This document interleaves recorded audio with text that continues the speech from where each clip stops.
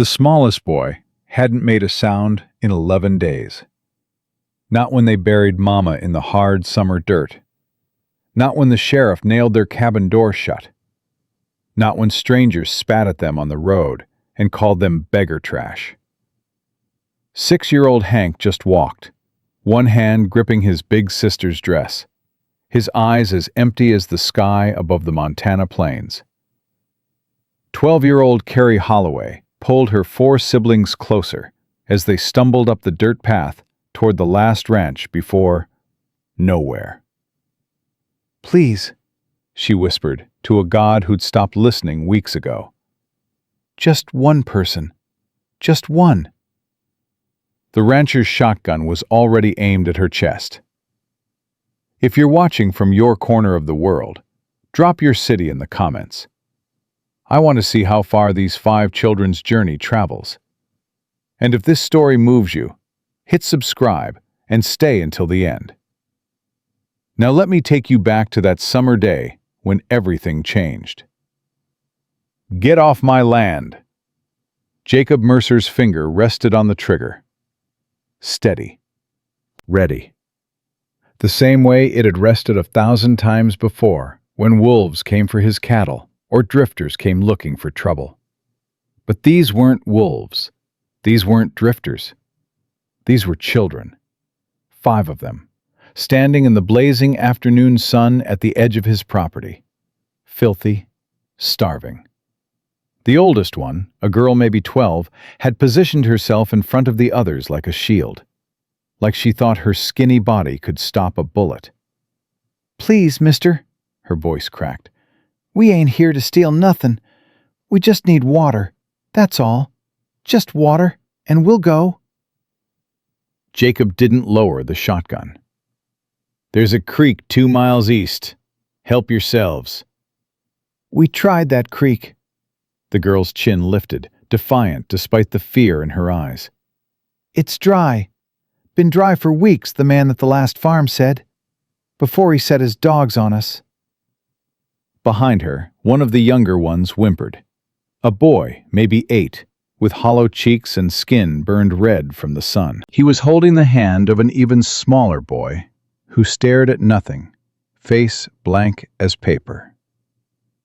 "That ain't my problem." Jacob's voice came out flat, dead, the way it had sounded for 6 years now. "I said get off my land." "We will. I swear we will."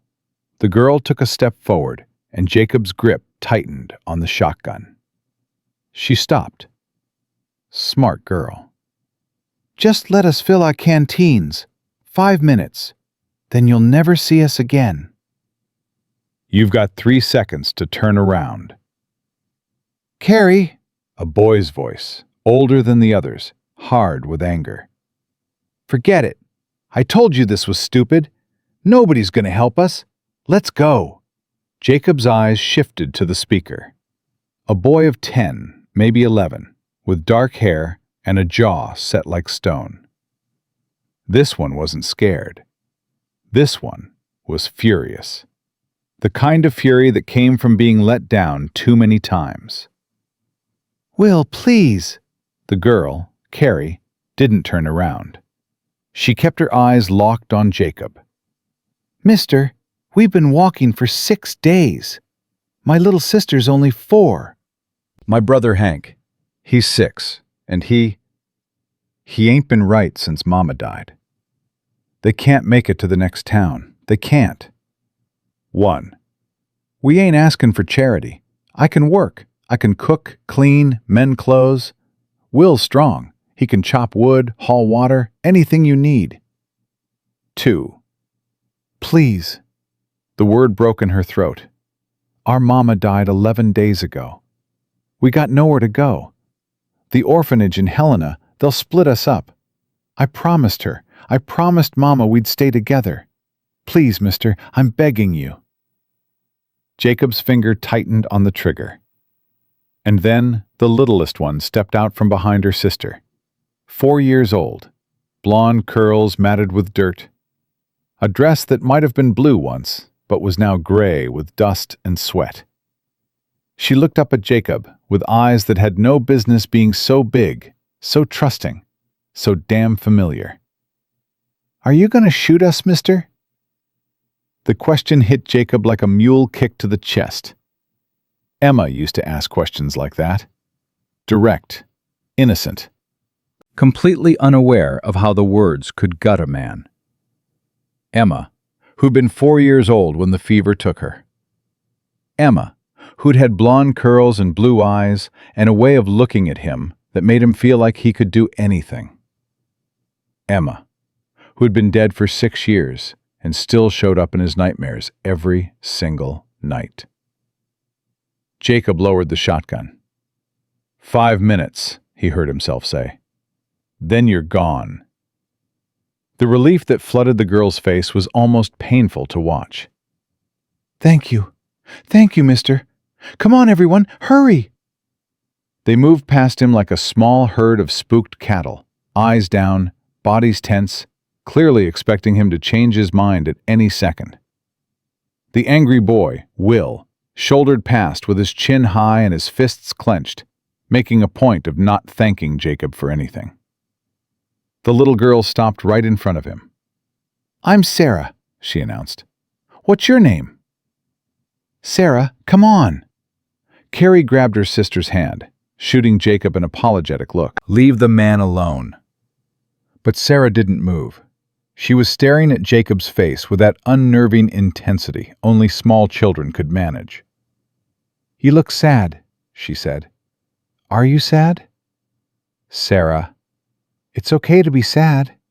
Sarah nodded solemnly. "I'm sad too. But Carrie says it gets better. Does it get better, mister?" Jacob couldn't speak. His throat had closed up completely. Carrie scooped Sarah up and hurried toward the water pump near the barn, the other children following. Jacob stood frozen in the yard, shotgun hanging loose at his side. The little girl's question echoing in his skull. Does it get better? No, it doesn't. It never gets better. You just learn to live with the weight until it crushes you. He should have kept walking, should have gone back to the barn and let them drink their fill and disappeared down the road toward whatever miserable fate awaited them.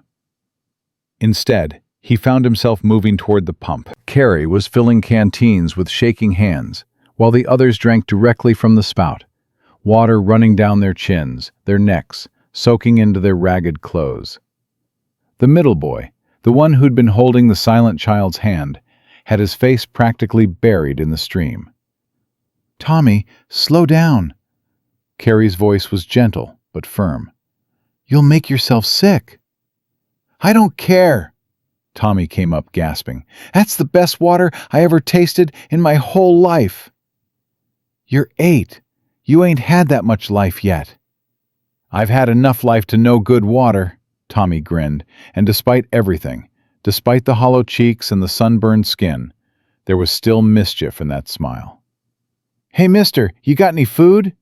Carrie says we shouldn't ask, but I figure if you were going to kill us, you would have done it already, so maybe you're not so bad." "Tommy." Carrie's face flushed red. "I'm so sorry, mister. He doesn't know when to stop talking." "That's what Mama always said." Tommy's grin faded. "She used to say I could talk the ears off a mule." The silence that followed was thick enough to choke on.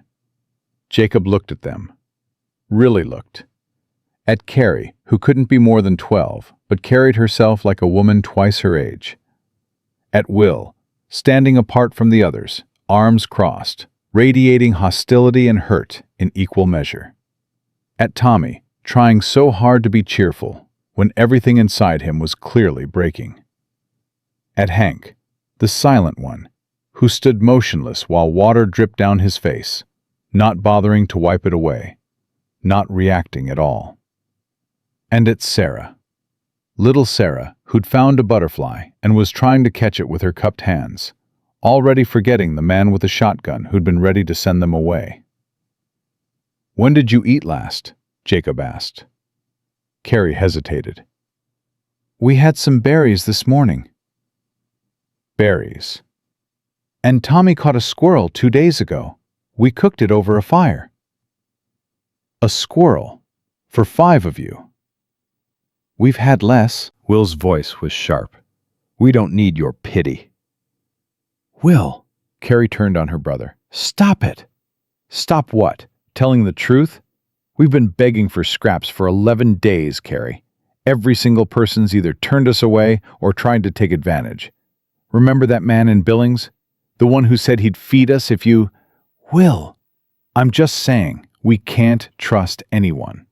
Especially not some hermit who lives alone in the middle of nowhere and points guns at children. He's right. Everyone turned. Jacob hadn't meant to speak, but the words came out anyway. Your brother's right. You can't trust anyone. That's the first smart thing I've heard all day. Will blinked, clearly not expecting agreement. But here's the thing, boy. Jacob took a step closer.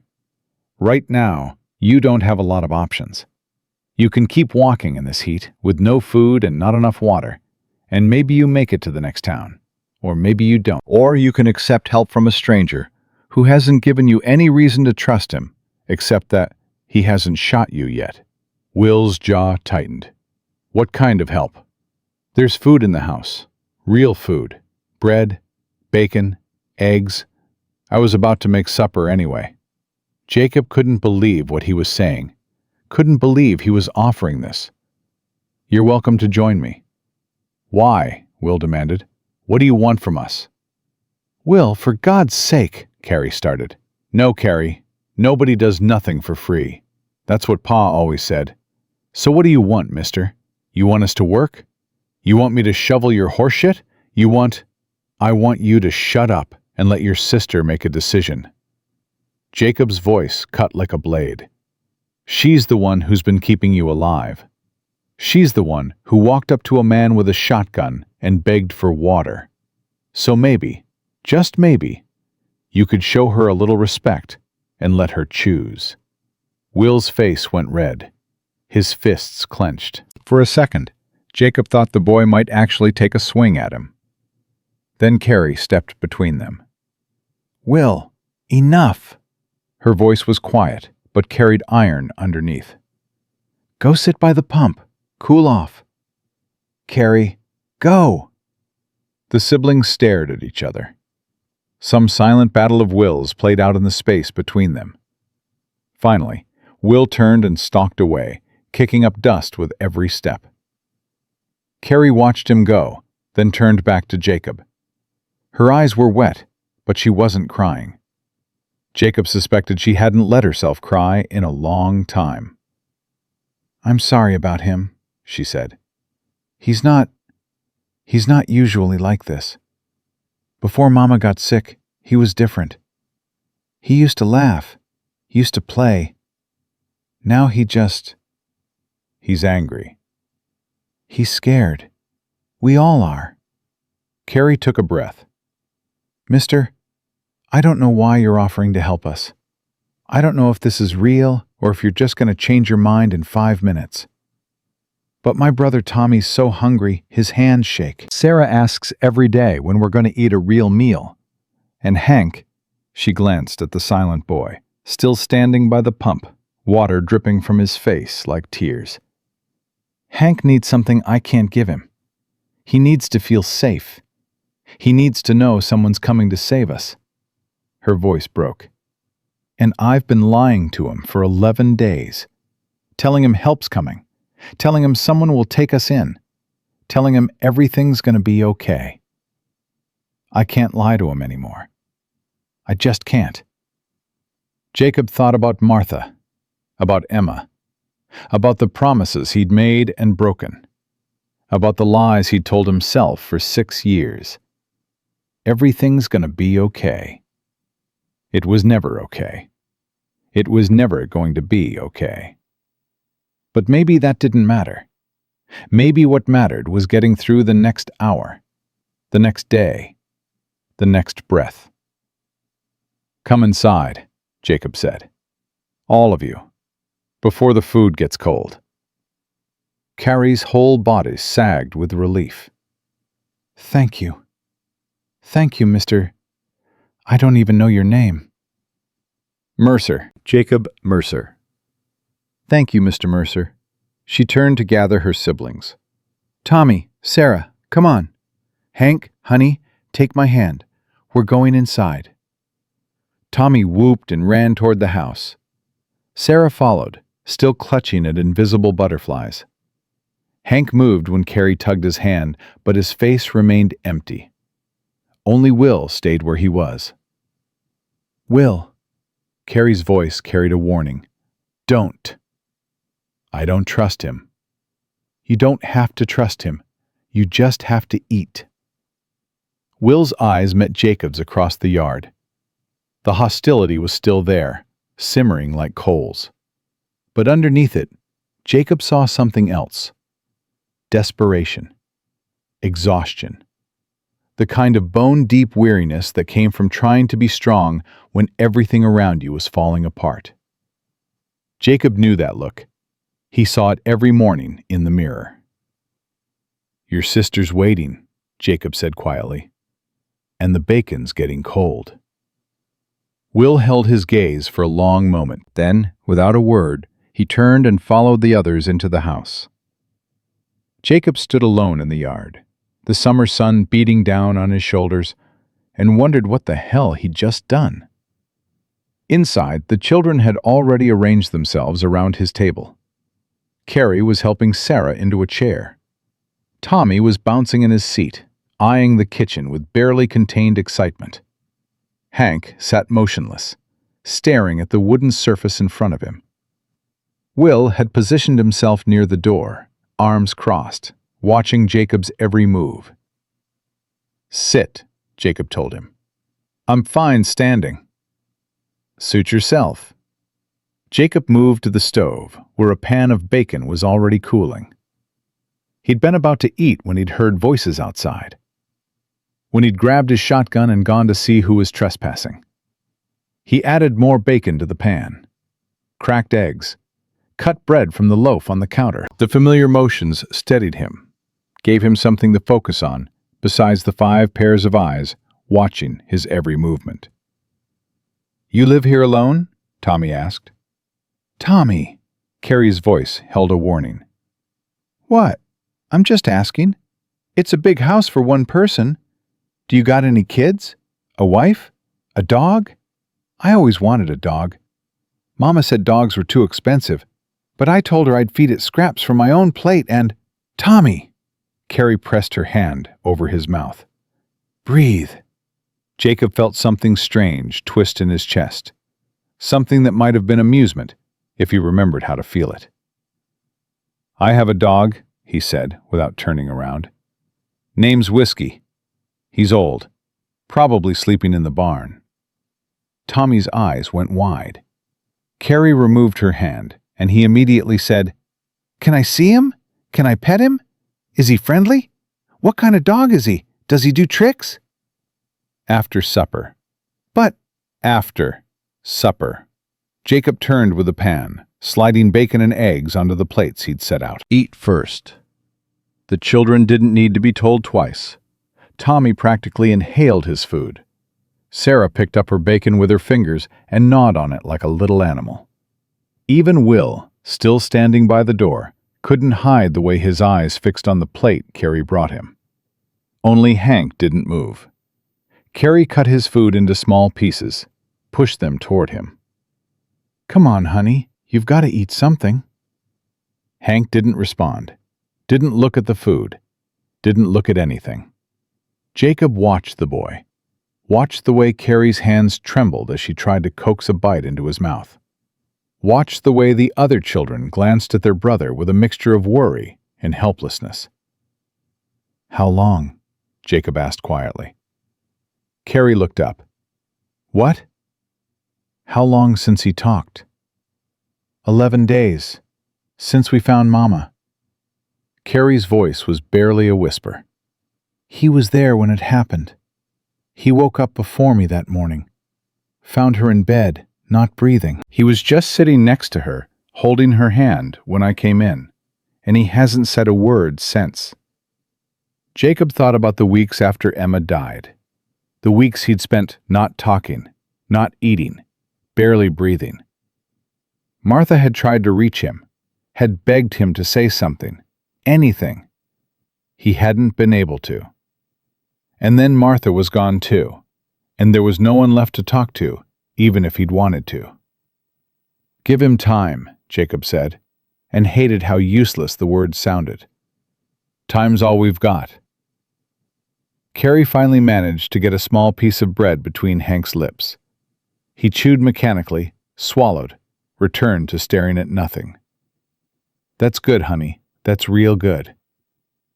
The meal continued in relative silence. Tommy finished his plate in minutes and started eyeing the pan for more. Jacob scraped out the last of the bacon and eggs without being asked.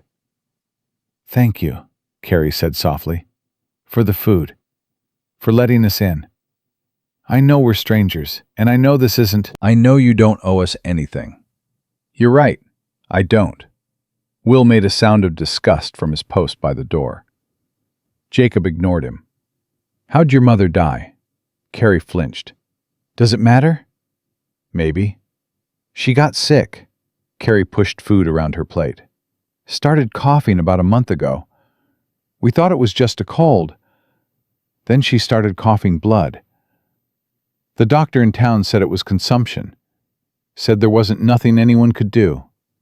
"And your father?" "Died 2 years ago. Cave-in at the mine where he worked." "So you've been on your own since your mother passed?" "The landlord gave us 3 days to clear out. Said we owed back rent. Said he couldn't afford charity cases." Carrie's voice hardened. "Charity cases. Like we hadn't been paying what we could. Like Mama hadn't worked herself to death doing other people's laundry just to keep a roof over our heads." "Did she work herself to death?" Jacob asked quietly. "Or did the work just make the sickness worse?" Carrie's head snapped up.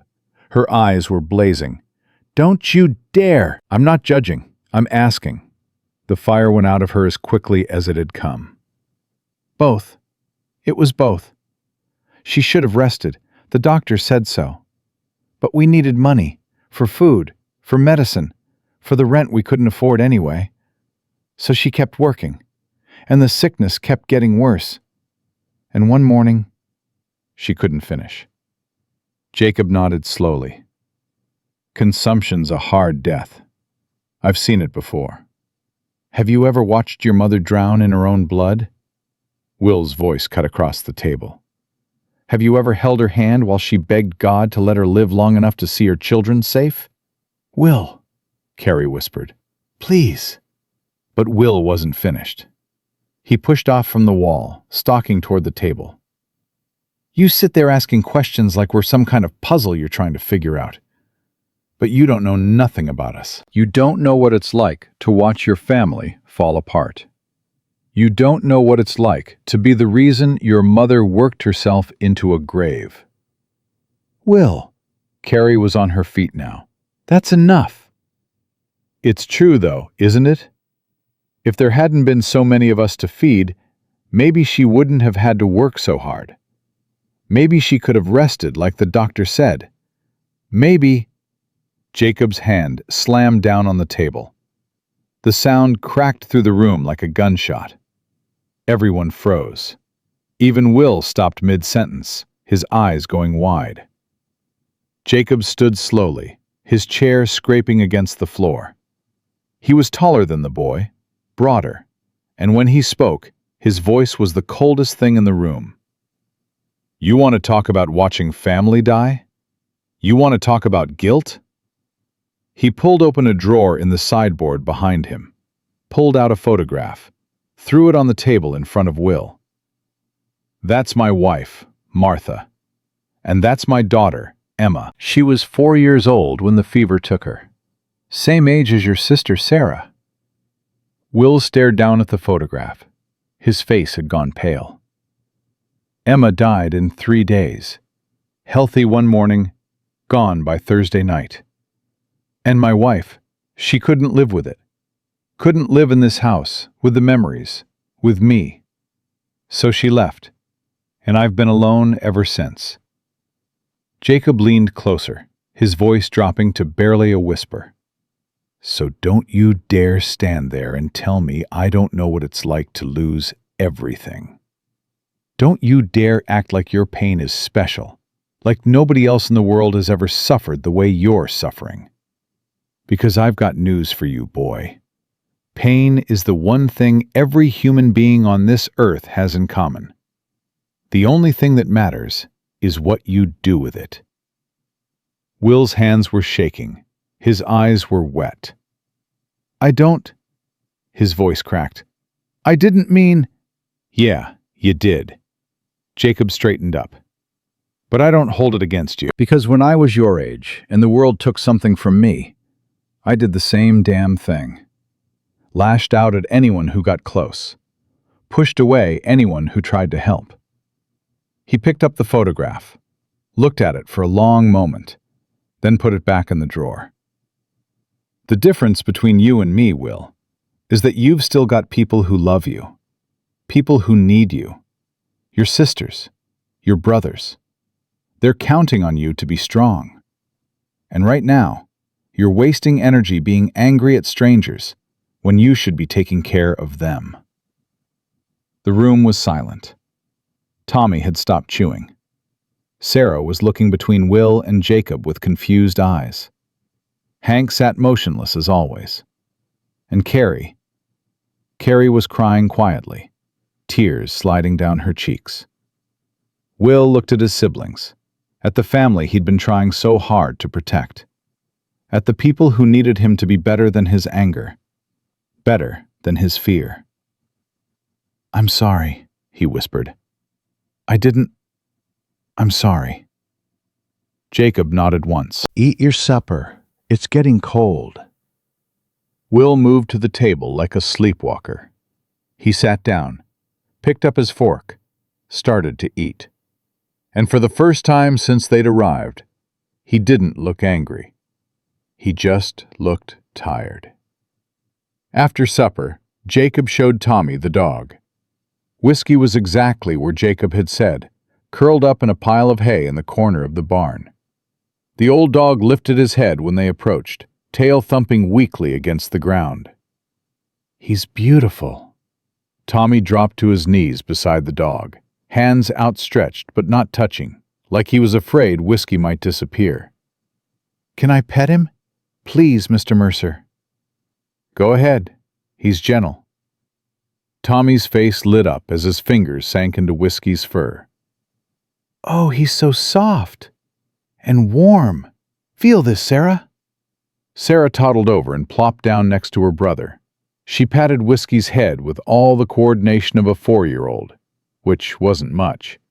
But Whiskey didn't seem to mind. His tail wagged faster. Jacob watched them from the barn door. Carrie had stayed in the house to clean up, despite his protests that she didn't need to. Will had disappeared somewhere, probably to be alone with whatever he was feeling. And Hank was standing a few feet away from the others, watching but not participating. His face was still blank. His hands hung limp at his sides. "Hank," Tommy looked up at his brother. "Come see the dog. He's really nice." Hank didn't move. "Come on, Hank. It'll make you feel better. Dogs always make everything better." Still nothing. Tommy's face fell. He looked at Jacob, something desperate in his eyes. He used to love dogs. Before. He used to chase strays all over town, trying to make friends with them. Mama said he had a gift with animals. Jacob thought about what Carrie had said, about Hank finding their mother's body, about the silence that had swallowed him whole since that morning. He walked over to where Hank stood, crouched down so he was at eye level with the boy. "Hey!" Hank didn't react, didn't blink, didn't acknowledge Jacob's presence in any way. "I heard you like dogs. Is that true?" Nothing. "Whiskey's a good dog. He's been with me a long time, longer than most things in my life. He's good at keeping secrets, good at listening. He never judges you for the things you can't say." Jacob stood up. "You don't have to pet him if you don't want to. But he'll be here when you're ready. Dogs are patient like that. More patient than people." He walked away, gave Hank space, let the boy stand there in his silence, watching his siblings play with a dog he used to dream about. 20 minutes later, when Jacob returned to check on them, Hank was sitting next to Whiskey with his hand on the dog's back. He still wasn't speaking. His face was still empty. But his fingers were moving, slowly, carefully, stroking through the old dog's fur. It was something. Night came with the summer stars spread across the sky like spilled salt. Jacob stood on the porch, watching the last of the light fade from the mountains, and tried to figure out what the hell he was supposed to do now. He'd told them one meal. That was all.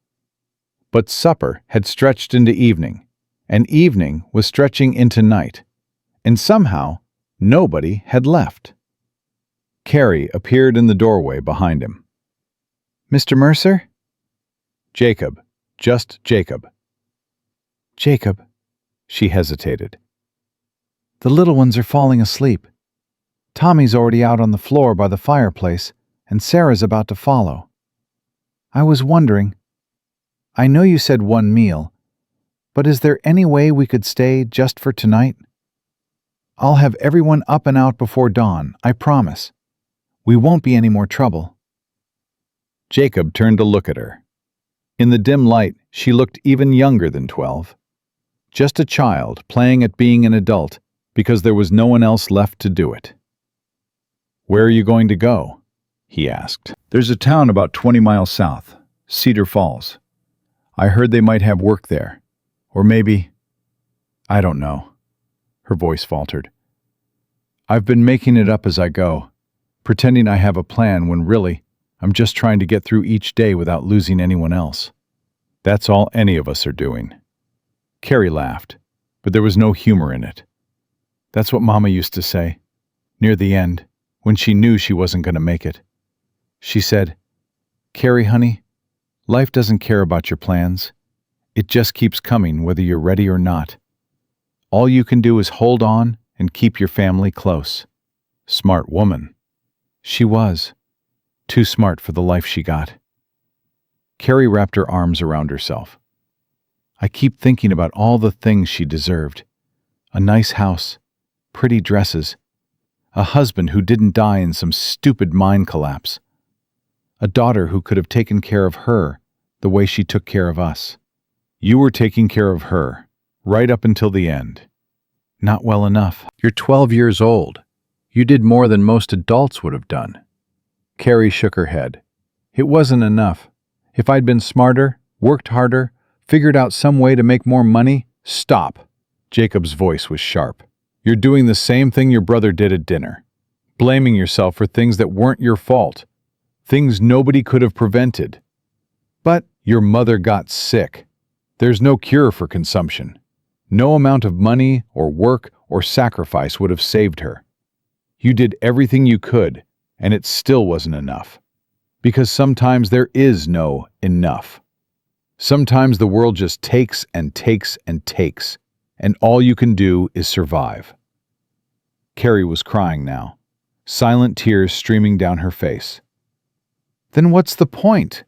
If we can't save the people we love, if all we can do is watch them die and then keep walking, what's the point of any of it?" Jacob thought about that question. He'd been asking it himself for 6 years, asking it every morning when he woke up in an empty house, every night when he went to sleep alone. "I don't know," he admitted. "I've been trying to figure that out for a long time. Maybe there isn't a point. Maybe life is just one loss after another, until you're the one being lowered into the ground." He paused, looked at the stars, looked at this girl who'd walked miles through heat and hostility just to keep her family together. "Or maybe," he said slowly, "the point is what you're doing right now. Protecting the people who depend on you. Giving them a reason to keep going, even when you don't have one yourself. Maybe that's all any of us can do. Be someone else's reason to survive." Carrie wiped her eyes. Do you really believe that? I don't know what I believe anymore. But I know that 5 kids showed up at my door today, and for the first time in 6 years, I didn't spend the whole evening wishing I was dead. So maybe there's something to it. She stared at him. You wish you were dead? Jacob realized what he'd said. Realized he'd told this 12-year-old girl something he'd never told anyone. Used to, he said quietly. Every day, for a long time. It gets better. Or you get used to it. I'm not sure which. Carrie was quiet for a long moment. Then she reached out and took his hand. Thank you, she whispered, for being honest. Everyone else just tells us it'll be okay, even when they know it won't be. You told us the truth. The truth isn't always kind. Kind doesn't keep you alive. The truth does. She squeezed his hand once, then let go. We'll be gone by dawn, I promise. Jacob watched her walk back inside, watched the door close behind her. Then he sat down on the porch steps and stayed there until the stars wheeled halfway across the sky, thinking about a little girl with blonde curls and a question that wouldn't stop echoing in his head. Does it get better, mister? He still didn't have an answer. But for the first time in 6 years, he wanted to find one. Jacob woke to the smell of bacon. For a moment, he thought he was dreaming. Martha used to make bacon on Sunday mornings, back when Sunday mornings meant something. Back when he had reasons to get out of bed that didn't involve feeding livestock or fixing fences. Then he heard the voices. Tommy, stop eating the bacon before it's cooked. But I'm hungry. You're always hungry. Now go set the table. Jacob sat up slowly, his back protesting from a night on the porch. He'd fallen asleep out there sometime before dawn, too tired to move, too stubborn to go inside, where 5 children had taken over his house. 5 children who were supposed to be gone by now. He pushed through the front door and stopped dead. Carrie was at the stove, handling the bacon like she'd been cooking in this kitchen her whole life. Tommy was laying out plates on the table, counting under his breath. Sarah was sitting on the floor playing with Whiskey, who had somehow made his way inside during the night. Will was hauling water from the pump outside, and Hank was standing by the window, watching everything with those empty eyes. Mr. Mercer! Carrie turned when she heard the door, her face flushed red. I'm sorry. I know I said we'd be gone by dawn, but the little ones were so tired, and I thought maybe I could make breakfast first to thank you for everything, and then we'd go. I promise we'd go, but— How long have you been awake? A few hours. I couldn't sleep much anyway. Jacob looked at the table, at the bacon sizzling in the pan, at his kitchen, which had been empty and silent for 6 years, now full of noise and movement and life. You found the eggs, he said. I hope that's okay. There were fresh ones in the hen house. Tommy helped me collect them. Carrie was talking fast, nervous. I can pay you back. I mean, not with money, but I can work. I can clean, cook, whatever you need. We all can. Carrie, please, don't be angry. I know we overstayed. I know I broke my promise. But Sarah was crying in her sleep, and Hank, he actually pet the dog last night. He actually moved on his own. And I couldn't wake them up. I just couldn't. Carrie. Jacob's voice cut through her rambling. Stop. She stopped. Her hands were shaking. Jacob walked to the stove, looked at the bacon, perfectly crisped, looked at the eggs she'd scrambled in his mother's old cast-iron pan, looked at this girl who'd been through hell and was still trying to take care of everyone around her. You burned the toast, he said. Carrie's face crumpled. I'm sorry. The stove runs hotter than I'm used to, and I'll show you how to adjust the damper. Jacob moved past her to the bread she'd set aside. Otherwise, the heat's uneven. Burns everything on one side. Carrie stared at him. You're not angry? Should I be? We were supposed to leave. You were supposed to eat breakfast first. That was the deal. Jacob grabbed a knife and started cutting fresh bread. Can't travel on an empty stomach. The relief that flooded Carrie's face made something twist in Jacob's chest. This girl had been bracing for rejection, for anger, for another door slammed in her face. The fact that she'd expected it, that she'd clearly experienced it enough times to expect it, made him angrier than the burnt toast ever could. Breakfast was a loud affair. Tommy talked non-stop about whiskey, about the chickens, about the horse he'd seen in the barn, about everything and nothing all at once. Sarah demanded that whiskey sit next to her, and when the old dog complied, she fed him scraps under the table when she thought nobody was looking. Will ate in silence, but the hostility from last night had faded. He looked tired, wrung out, like the anger had burned through him and left nothing but ash. Hank still didn't speak, but when Carrie put food in front of him, he picked up his fork without being told. "Small victories," Carrie murmured, catching Jacob's eye. "That's what Mama always said. Count the small victories." After breakfast, Jacob made his decision. He didn't plan it, didn't think it through. The words just came out, the same way they had yesterday, when he'd lowered his shotgun instead of sending 5 children away to die. "You can stay." Everyone stopped moving. "What?" Carrie's voice was barely a whisper. "You heard me. You can stay. For now. Until we figure out something better." "But," Carrie shook her head, "you don't even know us. We're strangers. We showed up at your door yesterday and you pointed a gun at us." "I remember." "Then why?" Jacob looked at them, at Tommy's hopeful face, at Sarah's innocent eyes, at Will's cautious suspicion, at Hank's empty stare, at Carrie, who was holding herself together with nothing but willpower and prayer. "Because you need help," he said, "and because I've got room." "That's not a reason." "It's reason enough." Will stepped forward. "This is a trick. It has to be. Nobody just takes in 5 kids out of nowhere."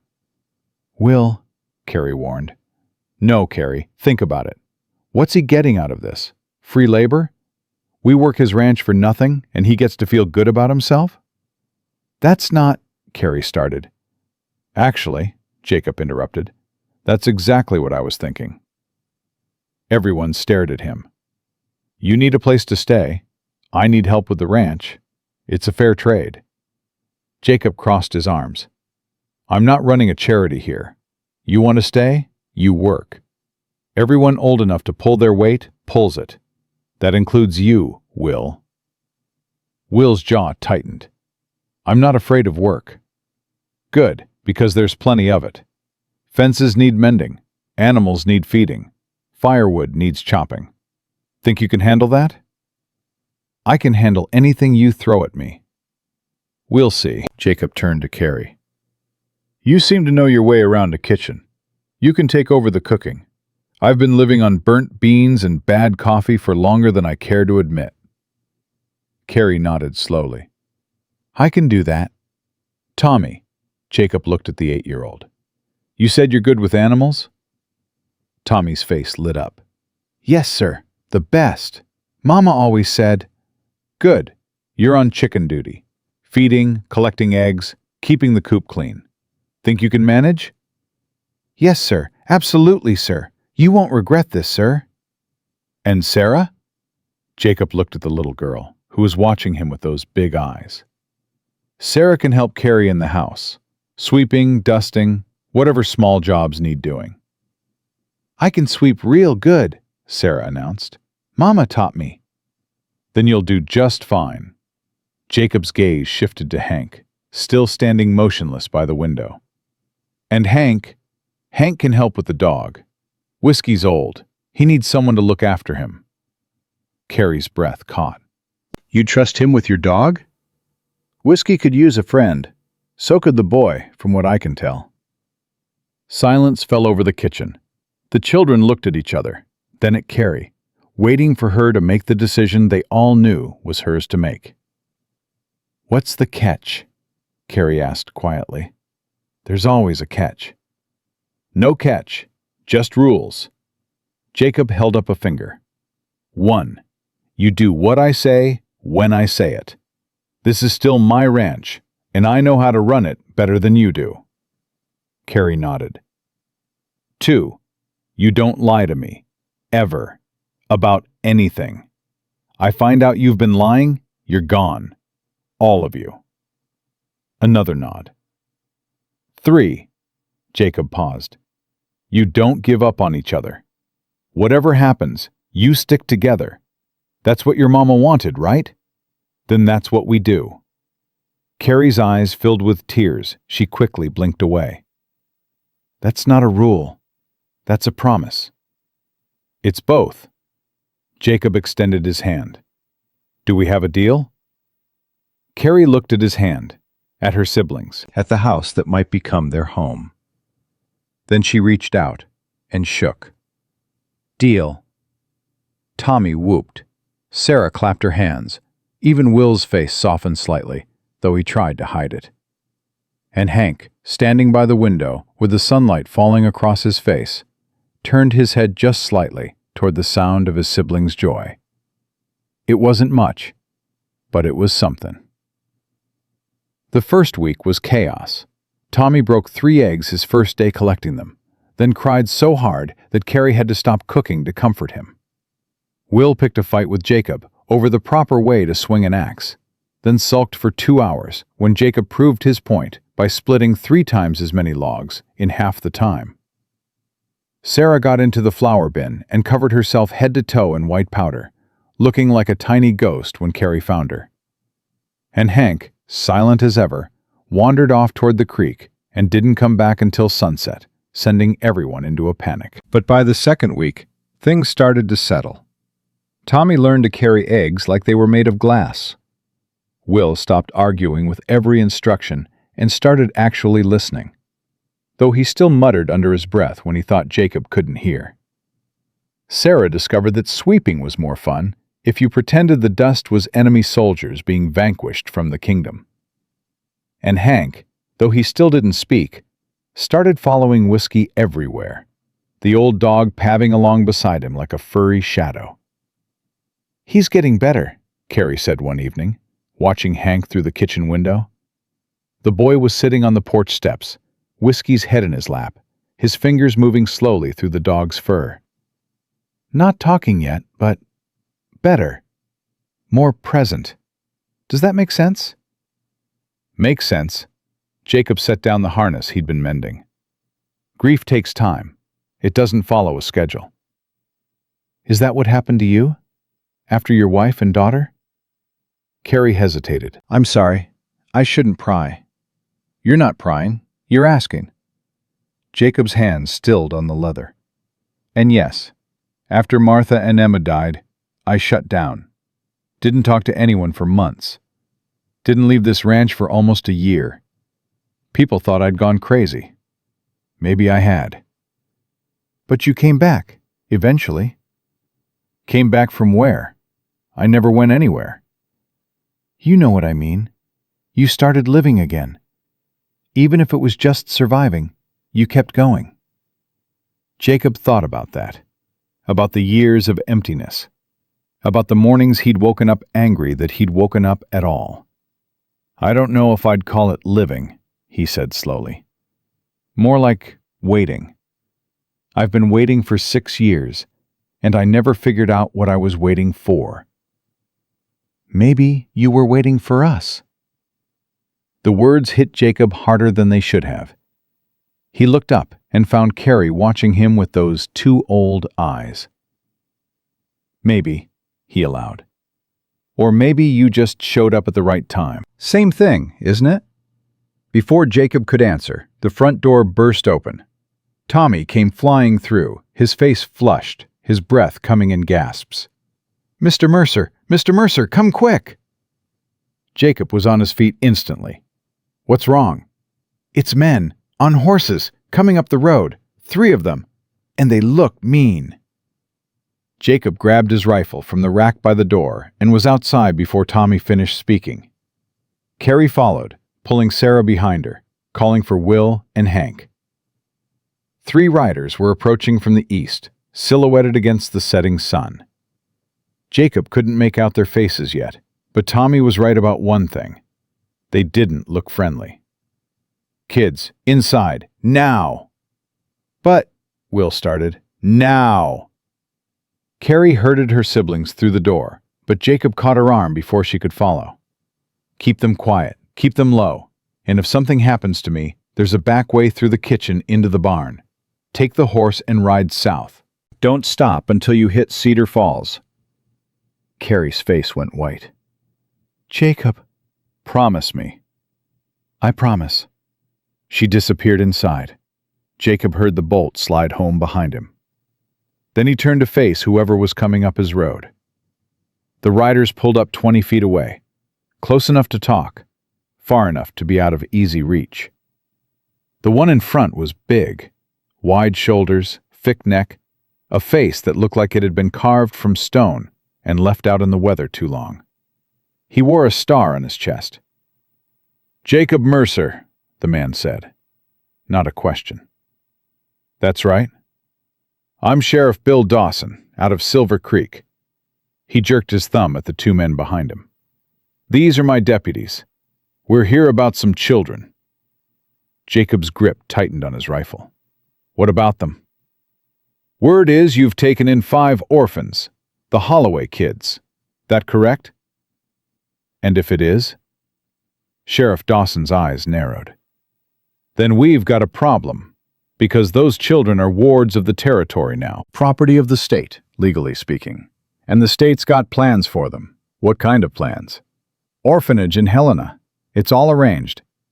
We're here to collect them and transport them to the proper authorities." Jacob felt something cold settle in his chest. "On whose authority?" "Territorial authority. Judge signed the order 2 days ago." Dawson pulled a folded paper from his coat. "It's all legal and proper. Now I don't want any trouble here, Mercer. Just hand over the children and we'll be on our way." "And if I don't?" Dawson's expression hardened. "Then we take them anyway, and you spend the night in my jail for obstructing justice." Jacob looked at the paper in the sheriff's hand. Looked at the 2 deputies, both armed, both watching him with the easy confidence of men who expected to win. Looked at the house behind him, where 5 children were hiding, probably terrified, probably remembering every other time someone had tried to tear them apart. "Those children aren't going anywhere." Dawson sighed. "Now, Mercer, they've been through hell. They lost their mother 11 days ago. They walked 6 days through summer heat with no food and barely any water. They came to my door half dead, and I took them in. You want to drag them to some institution where they'll be split up and forgotten? You're going to have to go through me first." One of the deputies snorted. "There's 3 of us and 1 of you." "I can count." "Then you should know you're outgunned." "Probably."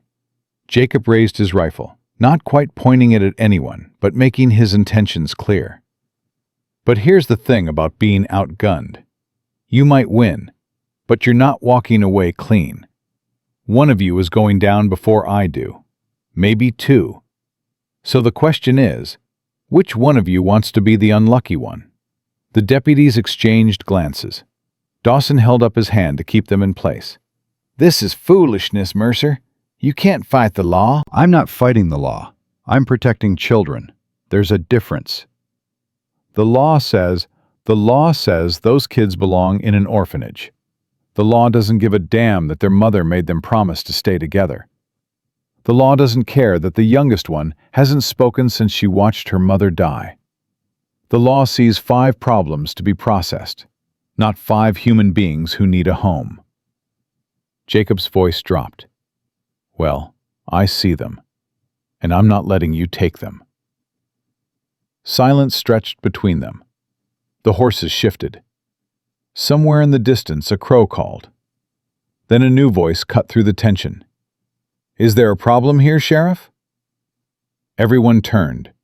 A woman was approaching on horseback from the north, her gray hair pulled back in a severe bun, her face weathered by decades of sun and wind. She sat in the saddle like she'd been born there. "Martha Finch." Dawson's voice carried a note of wariness. "This doesn't concern you." "Everything that happens in my county concerns me." The woman pulled up beside Jacob, her horse nearly shoulder to shoulder with his position. "Now, I asked if there was a problem." "No problem. Just collecting some orphans for transport to Helena." "Orphans?" Martha's eyes swept over the scene, taking in Jacob's rifle, the deputies' hands hovering near their weapons, the tension thick enough to cut. "You mean the Holloway children?" "You know them?" "I know of them. Heard they'd taken up with Mercer here." She looked at Jacob with sharp eyes. "That true?" "It's true." "And you're planning to keep them?" "If the law allows." Martha turned back to Dawson. "There's your answer, Sheriff. The children have a guardian. No need for the orphanage." Dawson's face reddened. "Now hold on. Mercer isn't their legal guardian. He's just some hermit who took them in when nobody else would." Martha's voice cut like a whip. "Who's been feeding them, housing them, keeping them safe? That sounds like a guardian to me." "That's not how the law works, Martha." "Then maybe the law needs to work differently." She leaned forward in her saddle. "I've known you 20 years, Bill Dawson. You're not a bad man. But you're about to do a bad thing. Taking those children from the only stability they've got, shipping them off to some cold institution where they'll be treated like numbers instead of people. Is that really what you want on your conscience?" Dawson hesitated. For the first time since he'd arrived, he looked uncertain. "The judge signed the order," he said, but his voice had lost some of its conviction. "Judges can unsign orders. Papers can be filed. Hearings can be held. The law is flexible when it wants to be." Martha's eyes bored into him. "Give these children a chance, Bill. Give Mercer a chance. If it doesn't work out, you can come back with your papers and your deputies. But don't tear this family apart before they've even had a chance to become one." The silence stretched. Jacob held his breath. Everything hung on this moment. On the decision of a man who had the power to destroy everything they'd started building. Finally, Dawson exhaled. "1 month," he said. "I'll give you 1 month to file for proper guardianship. If it's not done by then, I'm coming back with more than 3 men." "That's all we're asking." Dawson looked at Jacob one more time. "You better know what you're getting into, Mercer. 5 kids is a lot of responsibility." "I know. And if you hurt them, if anything happens to them under your care, I'll personally make sure you regret it." "Understood." Dawson turned his horse. His deputies followed. Within minutes, they were just dust on the horizon. Jacob lowered his rifle. His hands were shaking. "That was stupid," Martha said matter-of-factly. "Taking on 3 armed men by yourself.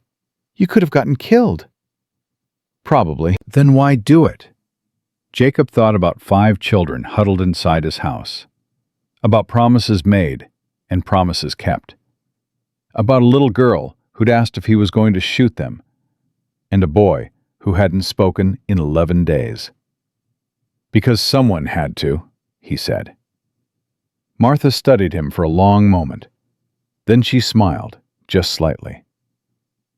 "Maybe you're not as far gone as people say, Jacob Mercer." She turned her horse toward the road. "I'll be back tomorrow. We've got paperwork to file if you're serious about keeping those children." "I'm serious." "Good. Because I meant what I said to Dawson. 1 month isn't much time.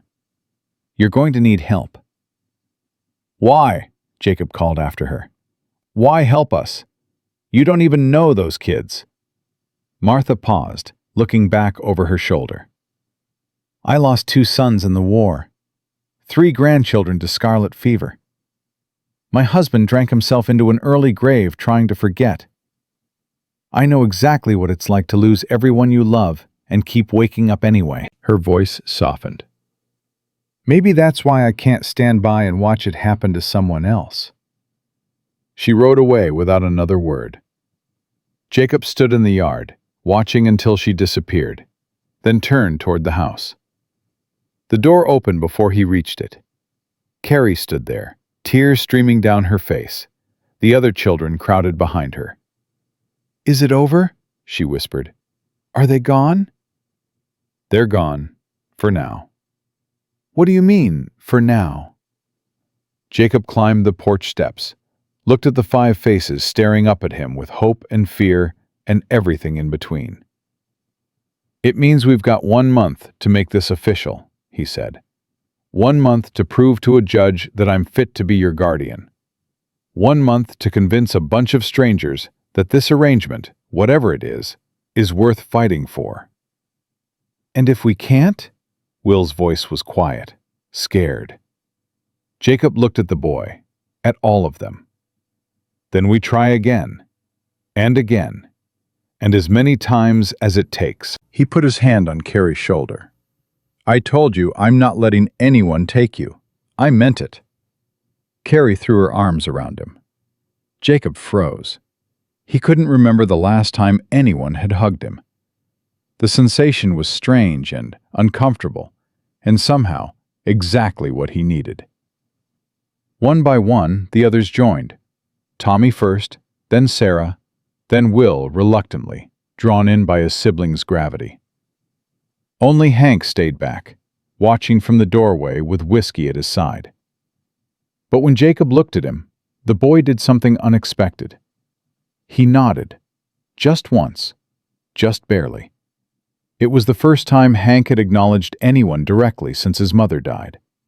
And standing there in the summer evening, surrounded by children who weren't his blood, but were somehow becoming his family, Jacob Mercer felt something crack open in his chest. Something that felt like hope. Martha Finch arrived at dawn the next morning, just like she'd promised. Jacob was already in the barn when he heard hoofbeats on the road.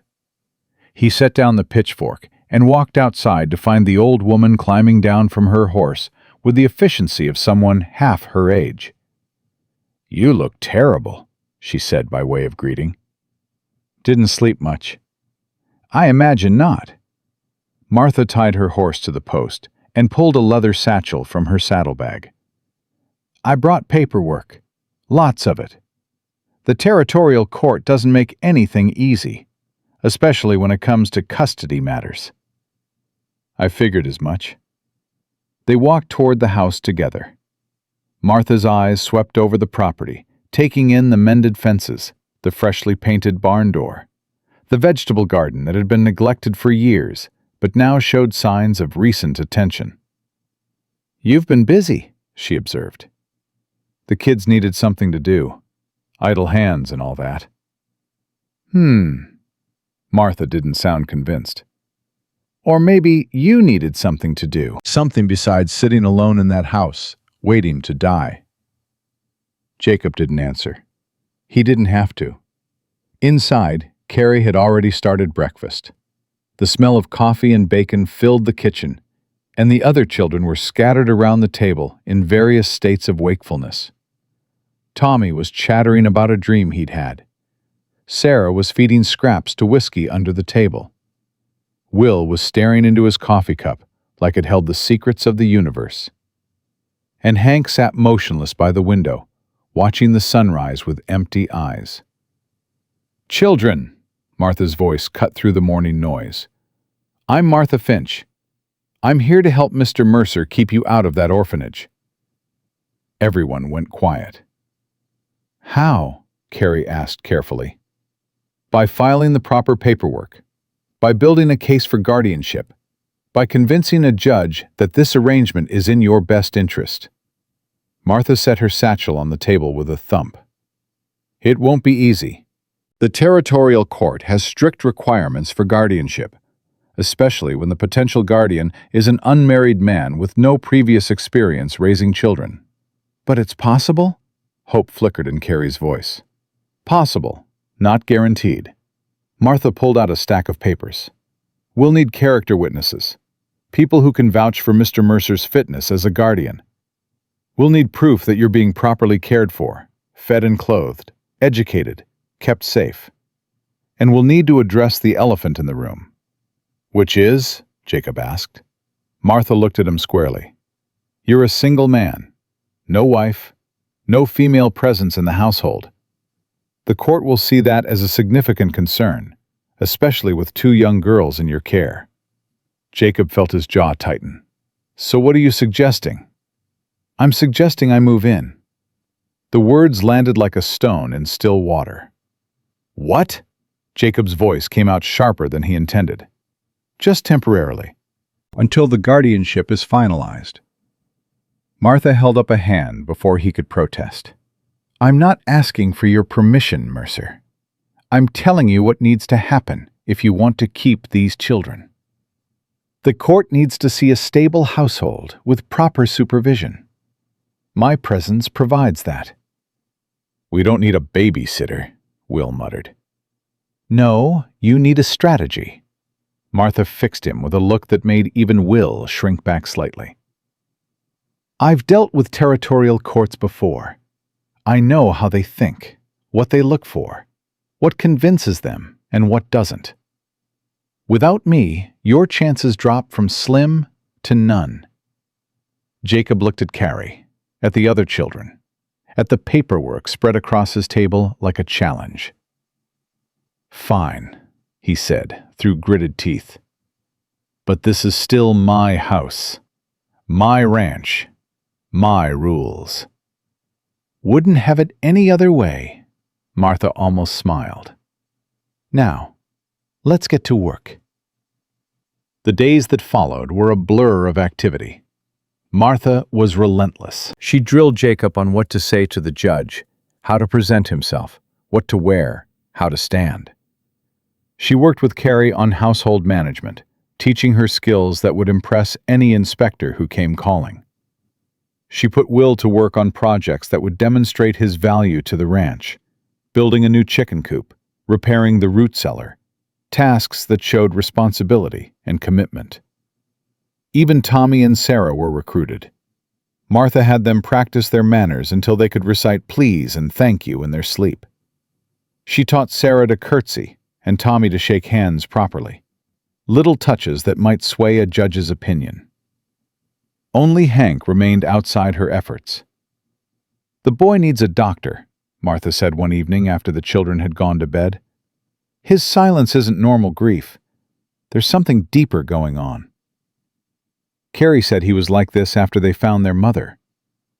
Trauma can do strange things to a child's mind. I've seen it before. Martha's voice softened slightly. During the war, after my sons died, my youngest grandson stopped talking for almost 2 years. The doctors called it hysteria, said he might never speak again. Did he? Eventually, but it took time, and patience, and a lot of love. Jacob looked toward the bedroom where the children were sleeping. I'm not sure I know how to give that. You're already giving it. You just don't recognize it yet. A week into Martha's stay, they had their first real crisis. Jacob was in the barn when he heard Sarah scream. He dropped everything and ran. The sound had come from the house, high and terrified, the kind of scream that meant something was seriously wrong. He burst through the front door to find chaos. Sarah was huddled in the corner, sobbing. Tommy was standing frozen in the middle of the room. Will had positioned himself in front of his siblings, fists raised, facing down a stranger who'd apparently let himself in through the back door. The stranger was tall and lean, with a face like a weasel and clothes that had seen better decades. He was holding a bottle in one hand and swaying slightly on his feet. "Well, well," the man slurred. "Look at all these little rats. Heard there was children here. Didn't believe it till now. Get out." Will's voice shook, but he held his ground. "Get out of our house." "Your house?" The man laughed, an ugly sound that echoed off the walls. "This ain't your house, boy. This here's Jacob Mercer's place. And last I checked, Mercer don't like children." So what are you doing here, Stealing from him? Running some kind of scam? They live here. Jacob's voice came from the doorway, cold as winter. Which is more than I can say for you. Get out, Emmett. The man, Emmett, turned with exaggerated slowness. Jacob, long time no see. Heard you'd gone soft, but I didn't believe it. The great Jacob Mercer, hermit of the territory, taking in strays like some kind of charity work. I said, get out. Or what? You'll shoot me like you shot those rustlers back in '78? Emmett took a step closer, his breath reeking of whiskey even from across the room. I remember you, Mercer. Remember what you were before you crawled into this hole and gave up on life. You were hard, dangerous, the kind of man other men crossed the street to avoid. That was a long time ago. Was it? Because I'm looking at you now, and I still see it. That killer behind your eyes. You think these children don't see it too? You think they don't know what kind of man they're living with? Will's fists dropped slightly. His eyes flickered to Jacob with something new in them. Uncertainty. Fear. Jacob felt the weight of his past pressing down on him. The things he'd done before Martha and Emma had softened him. The violence that had seemed so necessary at the time and so shameful in retrospect. What do you want, Emmett? Money. What else? Times are hard, and I remember you owe me from that card game in '82. I don't owe you anything. You cheated that game, and we both know it. Emmett's face twisted. You calling me a liar? I'm calling you a cheat, a drunk, and a coward who threatens children because he's too scared to face a real fight. Jacob took a step forward. Now get out of my house before I throw you out. For a moment, nobody moved.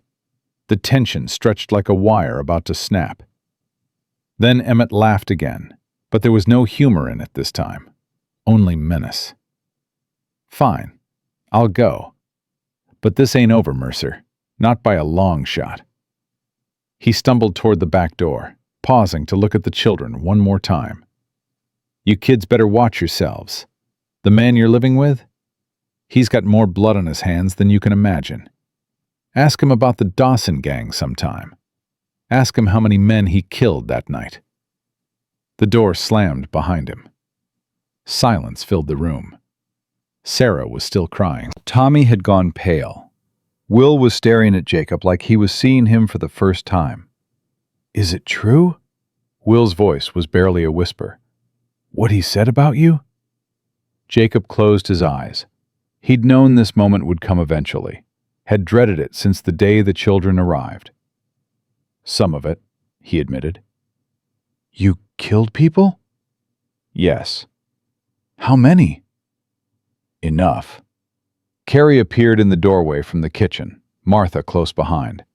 They'd clearly heard everything. Jacob, Carrie said carefully, maybe we should talk about this. There's nothing to talk about. Jacob's voice was flat. Emmett told the truth. Before I met Martha, my wife, I was a different man. I did things I'm not proud of. Some of them were necessary. Some of them weren't. All of them haunt me. But you changed, Carrie pressed. You're not that man anymore. Am I not? Jacob looked at his hands, the same hands that had pulled triggers, thrown punches, ended lives. Those men are still dead. Their families still mourn them. Nothing I do now can change that. People aren't defined by their worst moments, Martha said quietly. They're defined by what they do after, by how they try to make amends. Some things can't be amended. Maybe not, but that doesn't mean you stop trying. Will hadn't moved. His fists were clenched at his sides, his jaw working as he processed everything he'd just learned. You should have told us, he finally said, before we agreed to stay. You should have told us who you really are. Would it have made a difference? I don't know. Will's voice cracked. Maybe. I don't know. He turned and walked out the front door, leaving it swinging behind him. Jacob moved to follow, but Martha caught his arm. Give him time. He's just had his whole understanding of you turned upside down. He needs to process it on his own. What if he doesn't come back? What if he takes the others and leaves? Then that's his choice. You can't force someone to trust you. You can only give them reasons to. Jacob stood in the doorway, watching Will's retreating figure disappear toward the barn. Everything he'd built over the past weeks felt like it was crumbling around him. I should never have let them stay, he said quietly. They deserve better than me. Maybe, Martha agreed, but they need you anyway. Life's funny like that. An hour later, Will came back. Jacob was sitting on the porch, waiting, when the boy emerged from the barn. Will's face was tear-streaked, though he was trying to hide it. He stopped at the bottom of the steps and looked up at Jacob with red-rimmed eyes. I want to know, Will said. All of it. Every terrible thing you did. Every person you hurt. I want to know who you really are. Jacob considered refusing, considered deflecting, considered lying. Instead, he told the truth. He told Will about his childhood, about growing up poor and angry, about learning to fight before he learned to read. He told him about the years after he left home, drifting from town to town, taking whatever work he could find, most of it violent. He told him about the Dawson gang, about the night he'd killed 3 men in a shootout that had started over nothing and ended in blood. He told him about the nightmares that followed, the guilt that never faded, the slow realization that he was becoming someone he hated. And he told him about Martha, about meeting a woman who saw past the violence to something worth saving, about building a life that was supposed to be different, about Emma, who had looked at him with such pure love that he'd actually believed he could be the man she thought he was. Then they died, Jacob said quietly, and I realized the universe was right all along. I didn't deserve happiness. I didn't deserve a family. The things I'd done, they had consequences, and my wife and daughter paid the price for my sins. Will was quiet for a long time. That's not how it works, he finally said. Bad things don't happen because someone deserves them. They just happen. Maybe. No, not maybe. Definitely. Will sat down on the steps beside Jacob. Our mother was a good person, better than anyone I've ever known. She never hurt anyone, never did anything wrong. And she still died. She still left us alone. If bad things only happened to bad people, she'd still be alive. Jacob looked at the boy, at the wisdom that had no business existing in someone so young. When did you get so smart? I'm not smart. I'm just tired of being angry all the time. Will stared at his hands.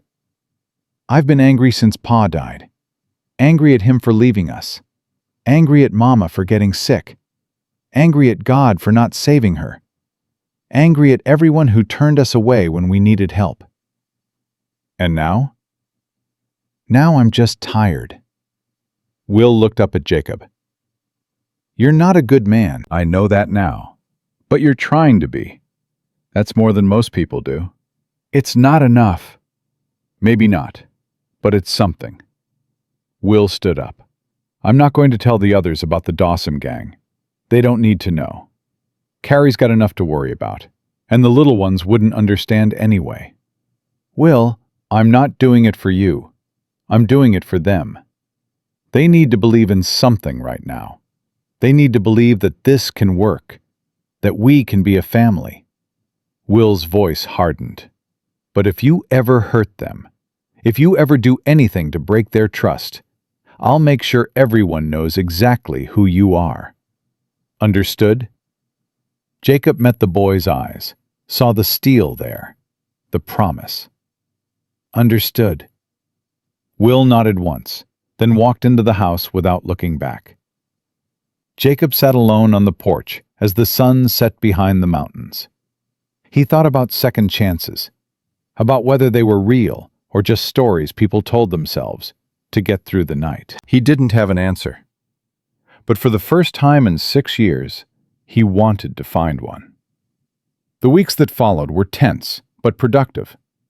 Martha worked tirelessly on the guardianship paperwork, gathering documents, writing statements, building a case that would withstand judicial scrutiny. She recruited character witnesses from around the territory, people who knew Jacob's reputation but were willing to speak to his potential for change. Reverend Thomas from Silver Creek agreed to testify. So did Doc Williams, who'd treated Jacob after a horse kicked him 3 years back. Even Sheriff Dawson, grudgingly, admitted that Jacob had been a model citizen since his wife's death. "Doesn't mean I trust him with children," Dawson told Martha. "But I can't say he's done anything wrong." "That's all we need," Martha replied. "For now." The children adapted to their new reality in different ways. Carrie threw herself into household management, taking over more and more responsibilities until Jacob barely recognized his own kitchen. She organized, cleaned, cooked, and managed with an efficiency that would have impressed a military commander. Will worked alongside Jacob on the ranch, learning the skills he'd need if this arrangement became permanent. He was still guarded, still wary, but the open hostility had faded into something more like cautious respect. Tommy found joy wherever he could. He'd adopted the chickens as his personal friends, naming each one and talking to them like they were people. His laughter echoed across the ranch, a sound that had been missing from this place for far too long. Sarah blossomed under the attention and stability. She followed Carrie everywhere, helping with chores, learning to cook simple dishes, playing with whiskey until the old dog was exhausted. And Hank remained silent. But there were changes, small ones, that only someone paying close attention would notice. He started sitting with the family at meals, instead of by the window. He began following Jacob to the barn in the mornings, watching him work with the horses. He spent hours with whiskey, the two of them sitting together in comfortable silence. One evening, Jacob found him in the barn, standing in front of Emma's old rocking horse. The toy had been sitting in the corner for 6 years, covered in dust, untouched since the day she died. Jacob had never been able to throw it away, but he'd never been able to look at it either. Hank was looking at it now. His small hand reached out and touched the faded mane. "That belonged to my daughter," Jacob said quietly, not wanting to startle him. "Emma. She used to ride it every day, pretended she was a cowgirl, riding across the prairie, saving the world from bandits." Hank didn't respond, but he didn't pull his hand away either. "She was about your age when she died. Little older, maybe." Jacob moved to stand beside the boy. "She would have liked you, I think. She liked quiet people. Said they were easier to trust than the loud ones." Hank's fingers traced the worn leather of the saddle. "It's okay to be quiet," Jacob continued. "It's okay to not have words for what you're feeling. Some things are too big for words. They just have to sit inside you until you're ready to let them out." For a long moment, nothing happened. Then Hank turned and pressed his face against Jacob's side. It wasn't a hug exactly, more like a leaning, a seeking of warmth and comfort and safety from someone who had none of those things to give, but was trying to give them anyway. Jacob put his hand on the boy's head, felt the small body trembling against him. "I've got you," he said softly. "You're safe now. I promise." Hank didn't speak, but for the first time since his mother died, he cried. The tears came silently at first, then harder, shaking his whole body with the force of grief too long suppressed. Jacob knelt down and held him, letting the boy sob against his shoulder, not trying to fix anything or make it better. just being there. When the tears finally stopped, Hank pulled back and looked at Jacob with eyes that weren't empty anymore. They were sad, wounded, broken, but alive. "There you are," Jacob whispered. "There you are." Hank's mouth opened, closed, opened again, and then, in a voice rusty from weeks of disuse, he spoke. "Mama." Just one word, just a name, but it was enough. Jacob pulled the boy close again and held him while the stars came out over Montana, and somewhere in the house, Carrie was calling them for supper, and Whiskey was barking, and Tommy was laughing, and for one perfect moment, everything felt like it might actually be okay. The courtroom in Silver Creek was smaller than Jacob had expected. He'd imagined something grand, something intimidating, with high ceilings and polished wood and all the trappings of official authority. Instead, he found a cramped room above the general store, with mismatched chairs and a judge's bench that looked like it had been salvaged from a church. Judge Harrison Pierce sat behind that bench, a thin man in his 60s with spectacles perched on his nose and eyes that missed nothing. He'd traveled 3 days from Helena specifically for this hearing, and he didn't look happy about it. "This is highly irregular," Pierce said, shuffling through the papers Martha had submitted. "A single man seeking guardianship of 5 unrelated children. I've never seen anything like it." "With respect, Your Honor," Martha replied from her seat beside Jacob, "the law doesn't prohibit such arrangements. It merely requires proof that the guardian can provide adequate care." "And you believe Mr. Mercer can provide such care? I've been living in his household for 3 weeks. I've seen how he treats those children. I've seen how they've flourished under his care. Yes, Your Honor, I believe he can." Pierce's eyes shifted to Jacob. "Mr. Mercer, why do you want these children?" Jacob had prepared for this question. Martha had drilled him on what to say, how to say it, what words would impress the judge, and which would damn him. But sitting here now, with everything on the line, the rehearsed answers felt hollow. "I don't want them," he said. Martha's sharp intake of breath was audible. Pierce's eyebrows rose. "Excuse me?" "I don't want them," Jacob repeated. "Not the way you mean. I didn't go looking for children. I didn't plan any of this. They showed up at my door half dead, and I let them in, because sending them away would have killed them. And now? Now, I can't imagine my life without them." Jacob's voice cracked slightly. "They're not mine by blood. They never will be. But they're mine anyway. They're my responsibility, my family, and I'll fight anyone who tries to take them from me." Pierce studied him for a long moment. "You have a reputation, Mr. Mercer. Not all of it flattering." "I know. There are people in this territory who remember you as a violent man, a dangerous man." "I was, a long time ago." "And what changed?" Jacob thought about Martha, about Emma, about the children sleeping in his house right now, waiting to learn if they'd be allowed to stay. "I met someone who made me want to be better. And when I lost her, I had 2 choices. Become the man I used to be, or honor her memory by staying the man she helped me become." He paused. "I chose the second. I'm still choosing it, every day." Pierce made a note on his papers. "I've read the character testimonies. Reverend Thomas speaks highly of you. So does Dr. Williams. Even Sheriff Dawson, though with notable reservations."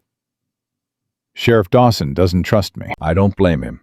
"Do you think you deserve his trust?"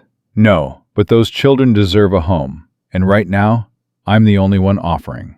The judge turned to Martha. "Mrs. Finch, you've agreed to remain in the household as a chaperone.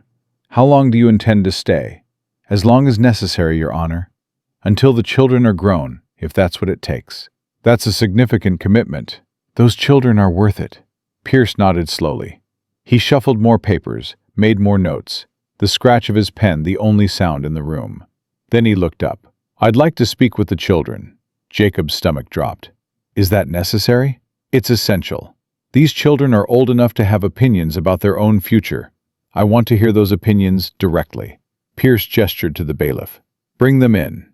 The door opened.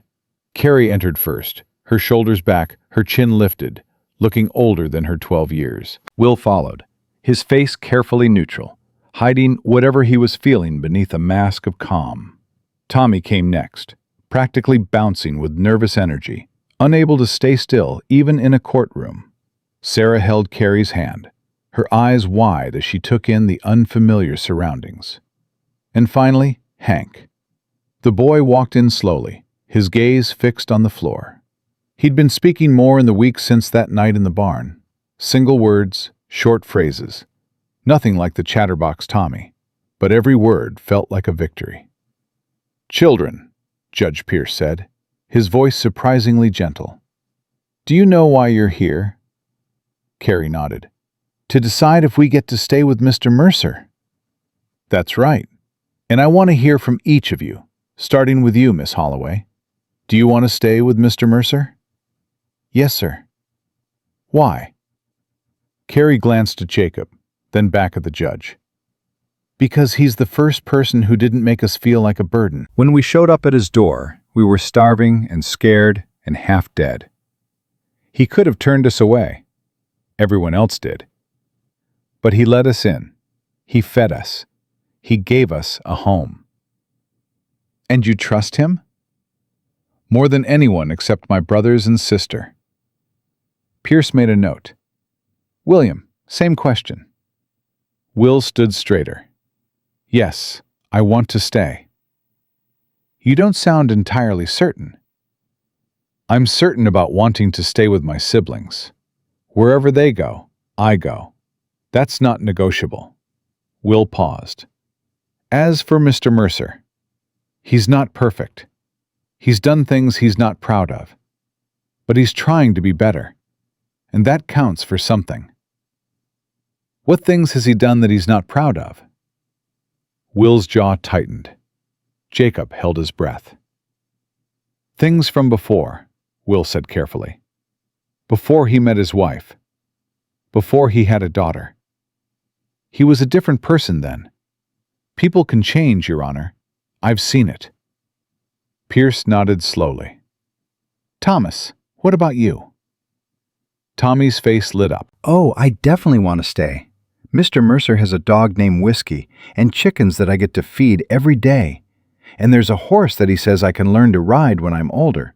And the food is really good. Carrie cooks now, but Mr. Mercer taught her how to make the stove work right. And there's a creek where we go fishing sometimes. And Will caught a fish this big." "Tommy." Carrie's voice was gentle but firm. "Breathe." Tommy took a breath. "Sorry. I talk a lot when I'm nervous. Mama always said I could talk the ears off a mule. But yes, Your Honor, I want to stay. Please don't make us leave." Pierce's lips twitched. "I'll take that under advisement. Sarah?" Sarah pressed closer to Carrie's side. Her voice came out small, barely audible. "I like it here. Mr. Mercer doesn't yell. And Whiskey lets me pet him. And Carrie says we're safe now." "Do you feel safe?" Sarah nodded vigorously. "And you, young man?" Pierce looked at Hank. "Do you want to stay with Mr. Mercer?" Hank didn't respond. His eyes remained fixed on the floor. "The boy doesn't speak much," Jacob said quickly. "He's been through trauma. His mother—" "Let him answer." Pierce's voice was firm but not unkind. "Son, look at me." Slowly, Hank raised his head. His eyes met the judge's. "Do you want to stay with Mr. Mercer?" Silence stretched across the courtroom. Jacob felt his heart pounding against his ribs. Then, Hank spoke. "He saved us." 3 words, barely a whisper, but in that cramped room above the general store, they echoed like thunder. "He saved us," Hank repeated, stronger this time. "We were going to die. Nobody wanted us, but he let us in. He kept us warm. He let me pet his dog." The boy's voice cracked. "He held me when I cried for Mama. He said I was safe. I want to stay with him. Please, please let us stay." The room had gone absolutely still. Jacob stared at Hank. At this boy, who'd been silent for weeks, who'd carried grief too heavy for anyone to bear, who'd finally found words at the moment they mattered most. Pierce removed his spectacles, wiped them on his sleeve, put them back on. "I've presided over many custody hearings," he said quietly. "I've heard many arguments, many testimonies, many reasons why children should or shouldn't be placed with particular guardians. But I've never heard a child speak with more conviction than what I just witnessed." He looked at Jacob. "Mr. Mercer, your past concerns me. Your lack of experience concerns me. The unconventional nature of this arrangement concerns me." He paused. "But the welfare of these children concerns me more. And it's clear to me that their welfare is best served by remaining in your care." Jacob forgot how to breathe. "I'm granting temporary guardianship, effective immediately, to be reviewed in 6 months. Mrs. Finch, you'll continue to serve as household supervisor during this period. Sheriff Dawson, you'll conduct monthly welfare checks to ensure the children are being properly cared for." "Yes, Your Honor," Dawson said from the back of the room. "Mr. Mercer." Pierce fixed Jacob with a hard stare. "These children are now your legal responsibility. Their futures are in your hands. Do not make me regret this decision." "I won't, Your Honor." "See that you don't." Pierce gathered his papers. "This hearing is adjourned." For a moment, nobody moved. The words hung in the air, too momentous to fully absorb. Then Tommy broke the silence.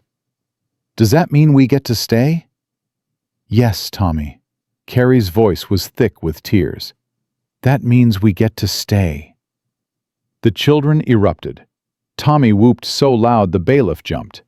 Sarah burst into tears, though whether from joy or relief was impossible to tell. Will's careful mask cracked, revealing the scared boy underneath, and even he couldn't hold back a smile.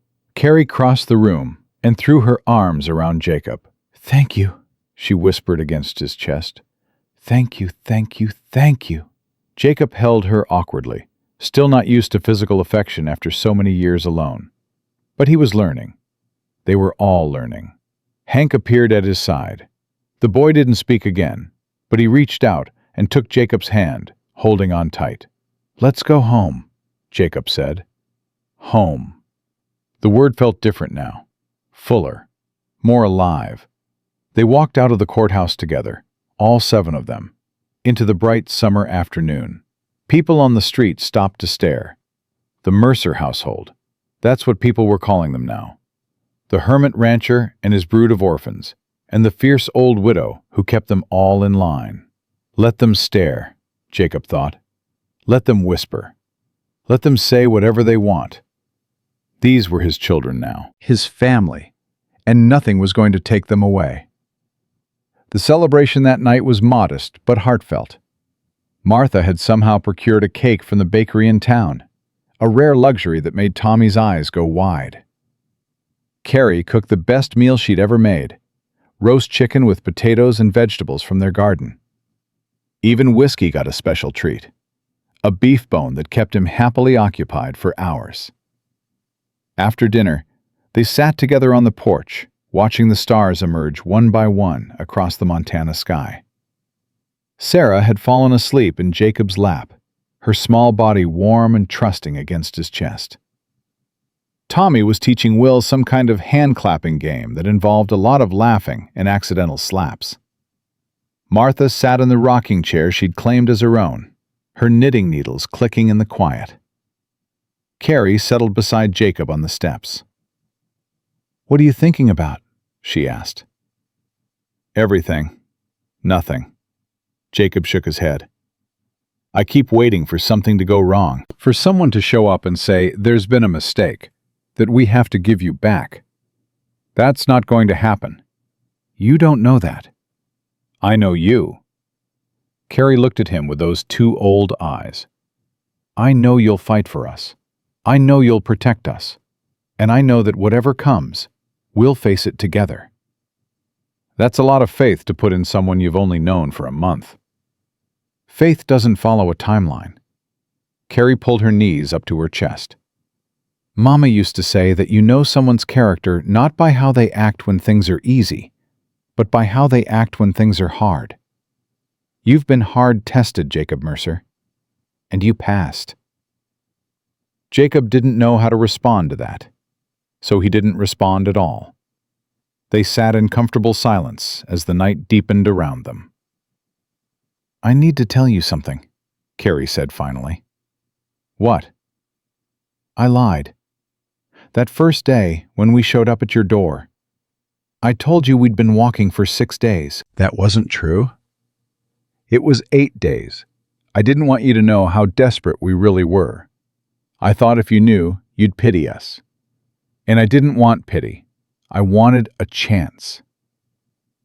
Jacob considered this. 8 days, with 4 younger siblings, in that heat. "There were times I didn't think we'd make it. Times I considered leaving the little ones somewhere, a church maybe, or a farm where someone might take them in. I thought they'd have a better chance without me dragging them down." "But you didn't." "No, I promised Mama, no matter what, we stay together." Carrie's voice cracked. "But I came so close, Jacob, so close to breaking that promise. And the guilt, it eats at me, even now, even knowing we made it. I can't stop thinking about what would have happened if I'd given up." Jacob shifted Sarah in his arms so he could look at Carrie directly. "Listen to me. You were 12 years old. You'd just lost your mother. You were starving, exhausted, terrified, and you still kept going. You still kept your family together. You did something most adults couldn't have done. But I thought about giving up. Thinking isn't the same as doing. Every person who's ever accomplished anything has thought about quitting. The ones who matter are the ones who keep going anyway." Jacob put his hand on her shoulder. "You kept going. You saved your siblings. That's not something to feel guilty about. That's something to be proud of." Carrie's eyes filled with tears she didn't bother to hide. "You sound like Mama." "Your Mama was a smart woman." "She was." Carrie wiped her face with her sleeve. "I wish she could see us now. See that we're okay. That we found someone who cares about us." "Maybe she can. I don't know much about what comes after, but I'd like to think the people we lose are still watching, still hoping for us." "Do you think your wife and daughter are watching?" The question hit Jacob in a place he usually kept locked away. He thought about Martha, about Emma, about the years he'd spent trying to forget them, and the years he'd spent trying to remember. "I hope so," he said quietly. "I hope they can see that I'm trying, that I haven't given up completely." "They'd be proud of you." "You think?" "I know." Carrie leaned against his shoulder. "You're a good man, Jacob Mercer, even if you don't believe it yet." They sat together until Sarah stirred in Jacob's arms, mumbling something about butterflies and dogs. Carrie took her sister inside to bed, and the other children followed, their voices fading into the house, leaving Jacob alone with Martha and the night. "Well," Martha said, her knitting needles finally still, "that's that." "Is it?" "For now." She stood, stretching muscles stiff from sitting too long. 6 months isn't forever. There will be more hearings, more inspections, more chances for something to go wrong. But you've got a foundation now, something to build on. Thank you, Jacob said, for everything. I couldn't have done this without you. No, you couldn't have, Martha smiled slightly. But you won't need me forever. Eventually, you'll figure out how to do this on your own. I hope you're right. I'm always right. It's exhausting, frankly. She patted his shoulder as she passed. Get some sleep, Jacob. Tomorrow's another day, and those children are going to need you rested. She went inside, leaving Jacob alone on the porch. He sat there for a long time, listening to the night sounds. Crickets chirping, Whiskey's soft snoring from inside, the distant howl of a coyote somewhere in the hills. 6 months ago, he'd been a hermit, a ghost living in a house full of memories, waiting to die without admitting he was waiting.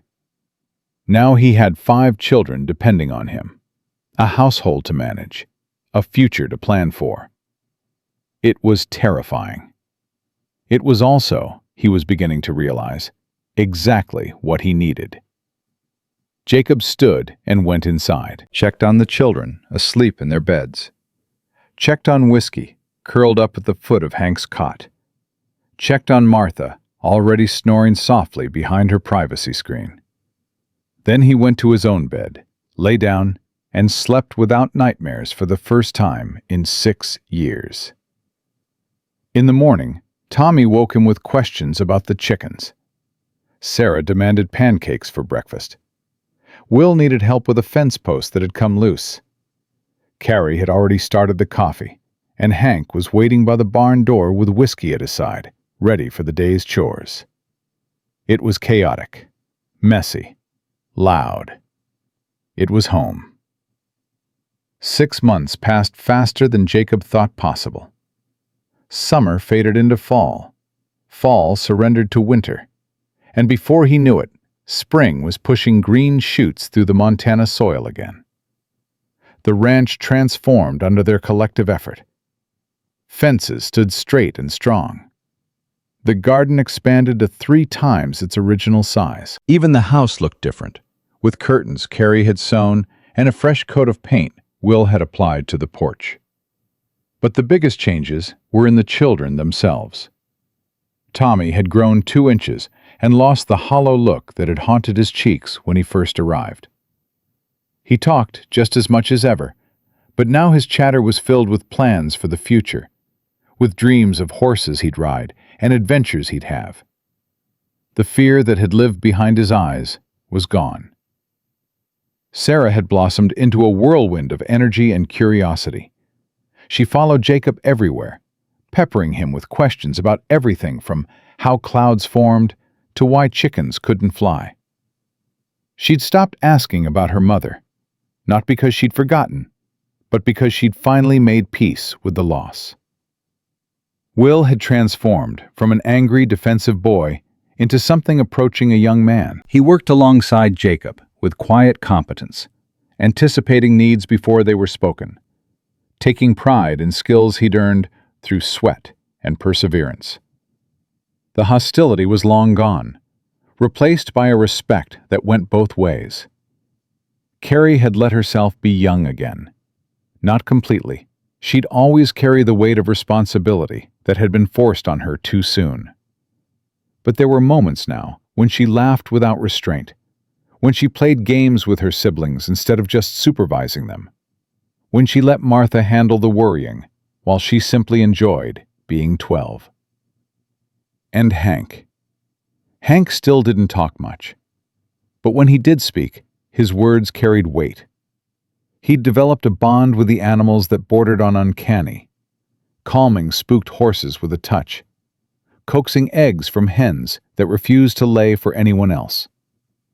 Whiskey had become his constant shadow, the old dog's devotion to the boy, absolute and unwavering. The final guardianship hearing was set for the first Monday in April. Jacob woke that morning with a knot in his stomach that wouldn't untangle. He'd been through this before. The waiting, the uncertainty. the fear that everything could be taken away in an instant.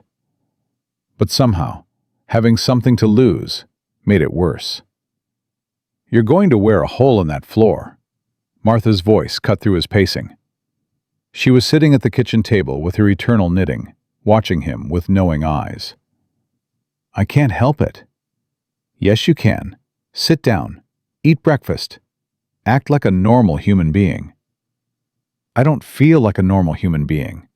I feel like a man about to find out if his whole life is going to be ripped apart." Martha set down her needles. "Jacob, look at me." He stopped pacing. Looked. "Those children love you. Anyone with eyes can see it.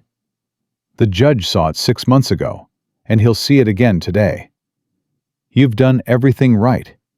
You followed every rule, met every requirement, passed every inspection. There's no reason for this to go badly." "There's always a reason. People like me don't get happy endings." "People like you?" Martha's voice sharpened. "You mean people who've made mistakes? People who've been broken and tried to put themselves back together? People who've lost everything and somehow found the courage to try again?" "I mean people who don't deserve—" "Stop!" Martha stood up, crossing the room to stand directly in front of him. "Stop telling yourself you don't deserve this. Stop waiting for the universe to punish you for sins you've already paid for 10 times over. Those children chose you. I chose you. At some point, you need to start believing that we made the right choice." Jacob stared at her, at this fierce old woman who'd upended her entire life to help a stranger and his orphans. "What if I fail them?" "Then you'll fail trying, which is more than most people do." Martha put her hand on his arm. "But you won't fail. I've been watching you for 6 months, Jacob Mercer. I've seen how you are with those children. You're not the man you used to be. You're not even the man you were when they first showed up at your door. You've changed. You've grown. And that's exactly what a father is supposed to do." Father. The word hit him like it always did, a punch to the chest that left him breathless. "I'm not their father. Blood doesn't make a father. Love does. Sacrifice does. Showing up every single day even when it's hard, even when you're tired, even when you want to give up. That's what makes a father." Martha squeezed his arm. "And that's what you've been doing, every single day for 6 months." The children appeared in the doorway, dressed in their best clothes, faces scrubbed clean. Carrie had braided Sarah's hair. Will had actually combed his. Tommy was bouncing on his heels, unable to contain his energy, and Hank stood quietly at the back, whiskey pressed against his leg. "We're ready," Carrie said. Jacob looked at them, at his family, at the 5 souls who'd wandered into his life and refused to leave. "Then let's go." The courtroom was just as small as Jacob remembered, just as cramped and improvised, and nothing like what a place of such importance should look like. But the people inside were different. The chairs that had been mostly empty 6 months ago were now filled. Reverend Thomas was there, and Doc Williams, and Sheriff Dawson with his wife. The Petersons from the neighboring ranch had come, and the Mitchells from town, and a dozen other faces Jacob recognized from his cautious re-entry into community life. They'd all come to support him, to stand as witnesses to the family he'd built. Judge Pierce took his seat at the bench, the same spectacles perched on his nose, the same measuring look in his eyes. "This court is now in session for the final guardianship review of Clara, William, Thomas, Henry, and Sarah Holloway." He shuffled papers. "I've reviewed the inspection reports, the welfare checks, the testimony from various community members. The record appears exemplary." "Thank you, Your Honor," Martha said. "However—" Pierce looked up. "Before I make my final ruling, I'd like to hear from the children again. 6 months is a long time. People change. Circumstances change. I want to ensure that the arrangement that seemed right then still seems right now." He looked at Carrie first. Miss Holloway, you're 13 now, correct? Yes, sir. Turned 13 in February. And how would you describe your life over the past 6 months? Carrie stood a little straighter. Honestly, Your Honor, it's been the best 6 months of my life. Better than anything I ever imagined when Mama died. Mr. Mercer, Jacob, he's given us everything. A home, a family, a future. I know that sounds dramatic, but it's true. Before him, I couldn't see past the next day. Now I can see years ahead, decades, a whole life. And you want that life to include Mr. Mercer? I can't imagine it without him. Pierce nodded. William? Will stepped forward. 6 months ago, I told you Jacob wasn't perfect, that he'd done things he wasn't proud of. That's still true. But here's what I've learned since then. Perfect doesn't exist. Every person has things in their past they'd rather forget. What matters is what you do next. And Jacob, he's spent 6 months showing us what he does next.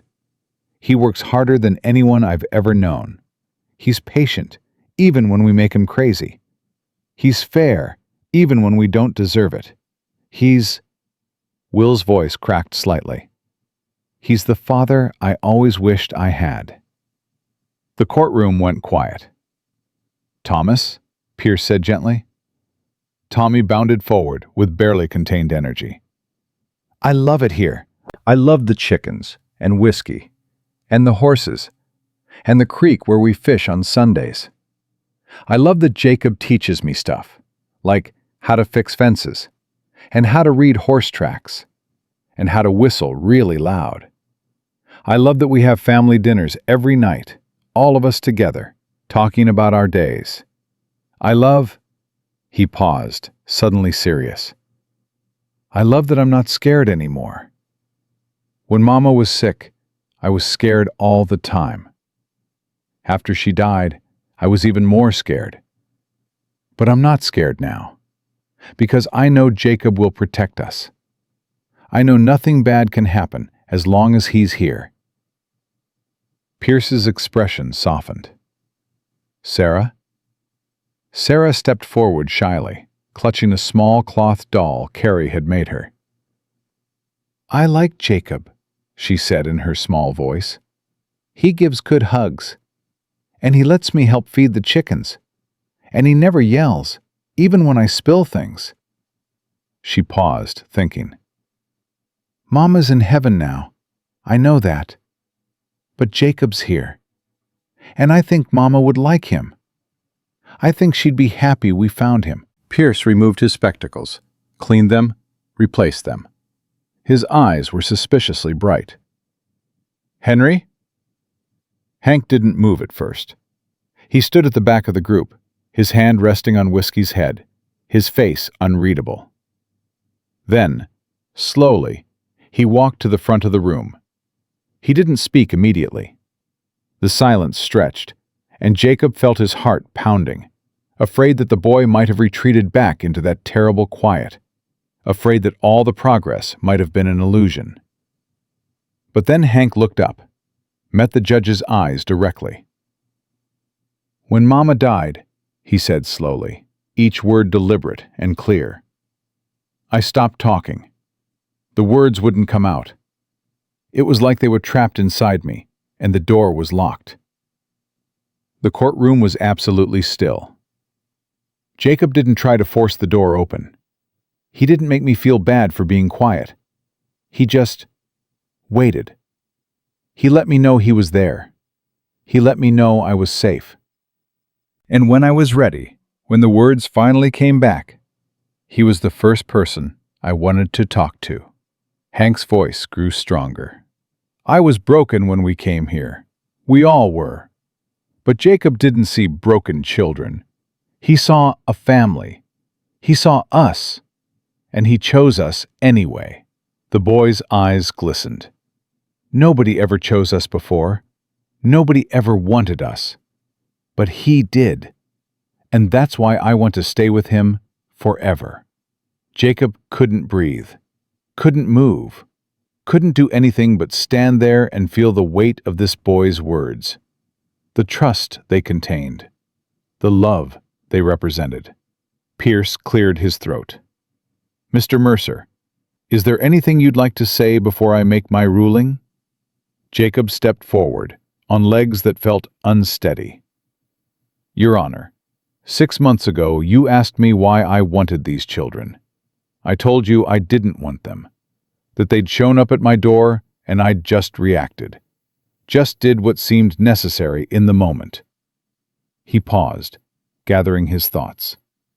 "That was true then. It's not true anymore. Now I want them, more than I've ever wanted anything in my life. They're not just children I'm taking care of. They're my children, my family. The reason I wake up in the morning, and the reason I try to be better than I was the day before." His voice cracked. "I was dead before they came, walking around, breathing, going through the motions, but dead inside. They brought me back to life. They gave me a reason to exist. And I know I can never repay that debt. I know I'll never be good enough to deserve what they've given me. But I'll spend the rest of my life trying." He looked at the children, at Carrie's tear-streaked face, at Will's proud expression, at Tommy's barely contained joy, at Sarah's innocent smile, at Hank's quiet nod. "Please, Your Honor, let me keep my family. Let me spend the rest of my days being the father they deserve. It's all I want. It's all I'll ever want."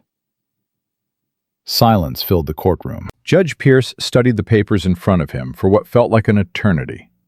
Then he set them aside and looked directly at Jacob. "Mr. Mercer, in all my years on the bench, I've rarely seen a transformation as complete as the one I've witnessed in this case. 6 months ago, you were a broken man, isolated and grieving, barely surviving. Today, you stand before me as a father, surrounded by children who clearly love you, and whom you clearly love in return." He picked up his gavel. "It is the ruling of this court that Jacob Mercer be granted full and permanent guardianship of Clara, William, Thomas, Henry, and Sarah Holloway, with all the rights and responsibilities that entails. This guardianship shall be legally equivalent to adoption, making Mr. Mercer their father in the eyes of the law." The gavel came down. "This case is closed." For a moment, nothing happened. The words hung in the air, too momentous to absorb. Then Tommy screamed. Not a scream of fear, but of pure, uncontainable joy. He launched himself at Jacob, nearly knocking him over. Sarah followed, grabbing Jacob's leg and holding on for dear life. Will crossed the room in 3 long strides and threw his arms around them all. Carrie was crying openly now, laughing and crying at the same time. And Hank, quiet, reserved Hank, pushed through the tangle of bodies and pressed his face against Jacob's chest, his small shoulders shaking with sobs. Jacob held them all, his children, his family, his reason for being. Martha was crying too, though she'd deny it later. Even Sheriff Dawson looked suspiciously emotional. The townspeople who'd come to support them broke into applause, the sound filling the small courtroom and spilling out into the street. "We did it," Carrie whispered. "We're really a family now." "We were always a family," Jacob said, his voice rough with emotion. "Now it's just official." They walked out of the courthouse together, into a spring afternoon that felt like the first day of a new life. Because it was. That evening, they gathered on the porch to watch the sunset. Martha had declared a celebration, which meant a special dinner and cake from the bakery and absolutely no chores. The children had run wild all afternoon, playing and laughing with an abandon that would have been impossible 6 months ago. Now, as the sky turned orange and pink and purple, they sat together in contented exhaustion. "I've been thinking," Martha said, breaking the comfortable silence, This house is getting crowded. If I'm going to stay permanently, we might need to add a room or two." "Permanently?" Jacob looked at her. "Someone has to keep you from making a mess of things." Martha smiled slightly. "Besides, where else would I go? These children are as much mine now as they are yours. I'm not leaving them." "We don't want you to leave," Tommy said quickly. You make the best biscuits. Is that all I'm good for? Biscuits? And yelling at us when we track mud in the house. And teaching Carrie how to sew. And telling stories at bedtime." Tommy grinned. "But mostly biscuits." Martha laughed, a rare and precious sound. "I'll take it." Sarah had fallen asleep in Jacob's lap, her breathing slow and even. He shifted her gently, marveling at the trust she placed in him, the complete security she felt in his arms. A year ago, he'd been a ghost, a shell of a man haunting an empty house, waiting for death without having the courage to seek it out. Now he had 5 children, a fierce old woman who'd become his partner in this unlikely venture, and a dog who'd transferred his loyalty to a silent boy who needed it more than Jacob ever had. "Jacob?" Carrie's voice was soft. "Hmm? Do you think Mama knows that we're okay? That we found you?" Jacob thought about Ruth Holloway, a woman he'd never met but felt he knew through her children. A woman who'd worked herself to death trying to keep her family together. A woman whose last words had been a plea for her children to stay united. "I think she knows," he said. "I think she's been watching over you this whole time. And I think she's proud of you. All of you." "Do you think your wife and daughter are watching too?" The question didn't hurt the way it once would have. The wound was still there, would always be there, but it had scarred over, become part of him rather than something that defined him. "I hope so. I hope they can see that I didn't give up, that I found a reason to keep going." He paused. "I hope they understand that loving you doesn't mean I stopped loving them. There's room in a heart for more than one family." "That's a good way to think about it," Carrie said. Will appeared in the doorway, Hank at his side. "Martha says it's time for cake." "Then we better not keep her waiting." Jacob stood carefully, still holding Sarah. "Wake Tommy." He'll never forgive us if he misses dessert. They went inside together, leaving the sunset behind, entering a home that was full of light and warmth and noise and love. Later that night, after the cake was eaten and the children were in bed, and Martha had retired to her corner with her knitting, Jacob stepped outside alone. The stars were brilliant overhead, the same stars he'd watched on 1,000 lonely nights. But they looked different now, brighter somehow, more alive. He thought about the journey that had brought him here, the years of grief and isolation. The night 5 children had stumbled into his barn, half dead and desperate. The choice he'd made to let them stay, a choice that had seemed so small at the time and had changed everything. He thought about Martha and Emma, about the family he'd lost and the family he'd found, about the strange mathematics of love, how it didn't divide when you shared it, but multiplied. He thought about second chances, about whether people deserved them, about whether that even mattered, or whether the only thing that mattered was what you did when you got one. The door opened behind him. Hank stepped onto the porch, whiskey at his heels. "Couldn't sleep?" Jacob asked. Hank shook his head. He came to stand beside Jacob, looking up at the stars. "Thank you," he said quietly. "For what?" "For not giving up on me. When I stopped talking, most people would have thought I was broken forever. But you didn't. You waited. You believed I'd come back." Jacob put his arm around the boy's shoulders. "You were never broken, Hank. Just healing. There's a difference." "Is that what you were doing? Before we came? Healing?" "I thought I was. Turns out I was just hiding. Jacob looked down at him. You five didn't heal me. You woke me up. Made me realize that hiding isn't the same as healing. That the only way to get better is to let people in, even when it's terrifying. Hank nodded slowly. I'm glad we found you. I'm glad you found me too. They stood together in the darkness, man and boy, watching the stars wheel overhead.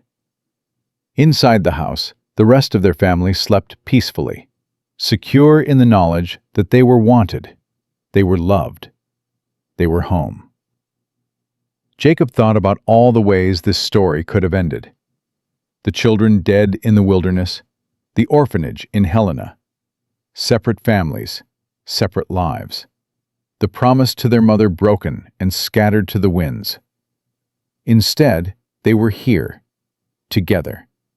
A family forged not from blood, but from choice, from desperation, from the simple human need to belong somewhere. We should get some sleep, Jacob said finally. Tomorrow's a big day.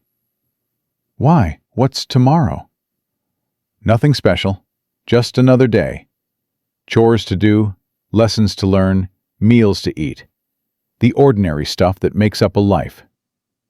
Hank smiled, a rare and beautiful thing. I like ordinary. So do I. Jacob ruffled the boy's hair.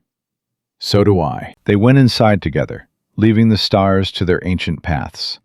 The door closed behind them with a soft click, sealing out the night, sealing in the warmth. And in that house on the Montana plains, a family slept. Not perfect, but whole. Not traditional, but real. Not bound by blood, but by something stronger. By choice. By love. By the stubborn refusal to give up on each other. Jacob Mercer had spent 6 years waiting to die. Now, finally, he was ready to live.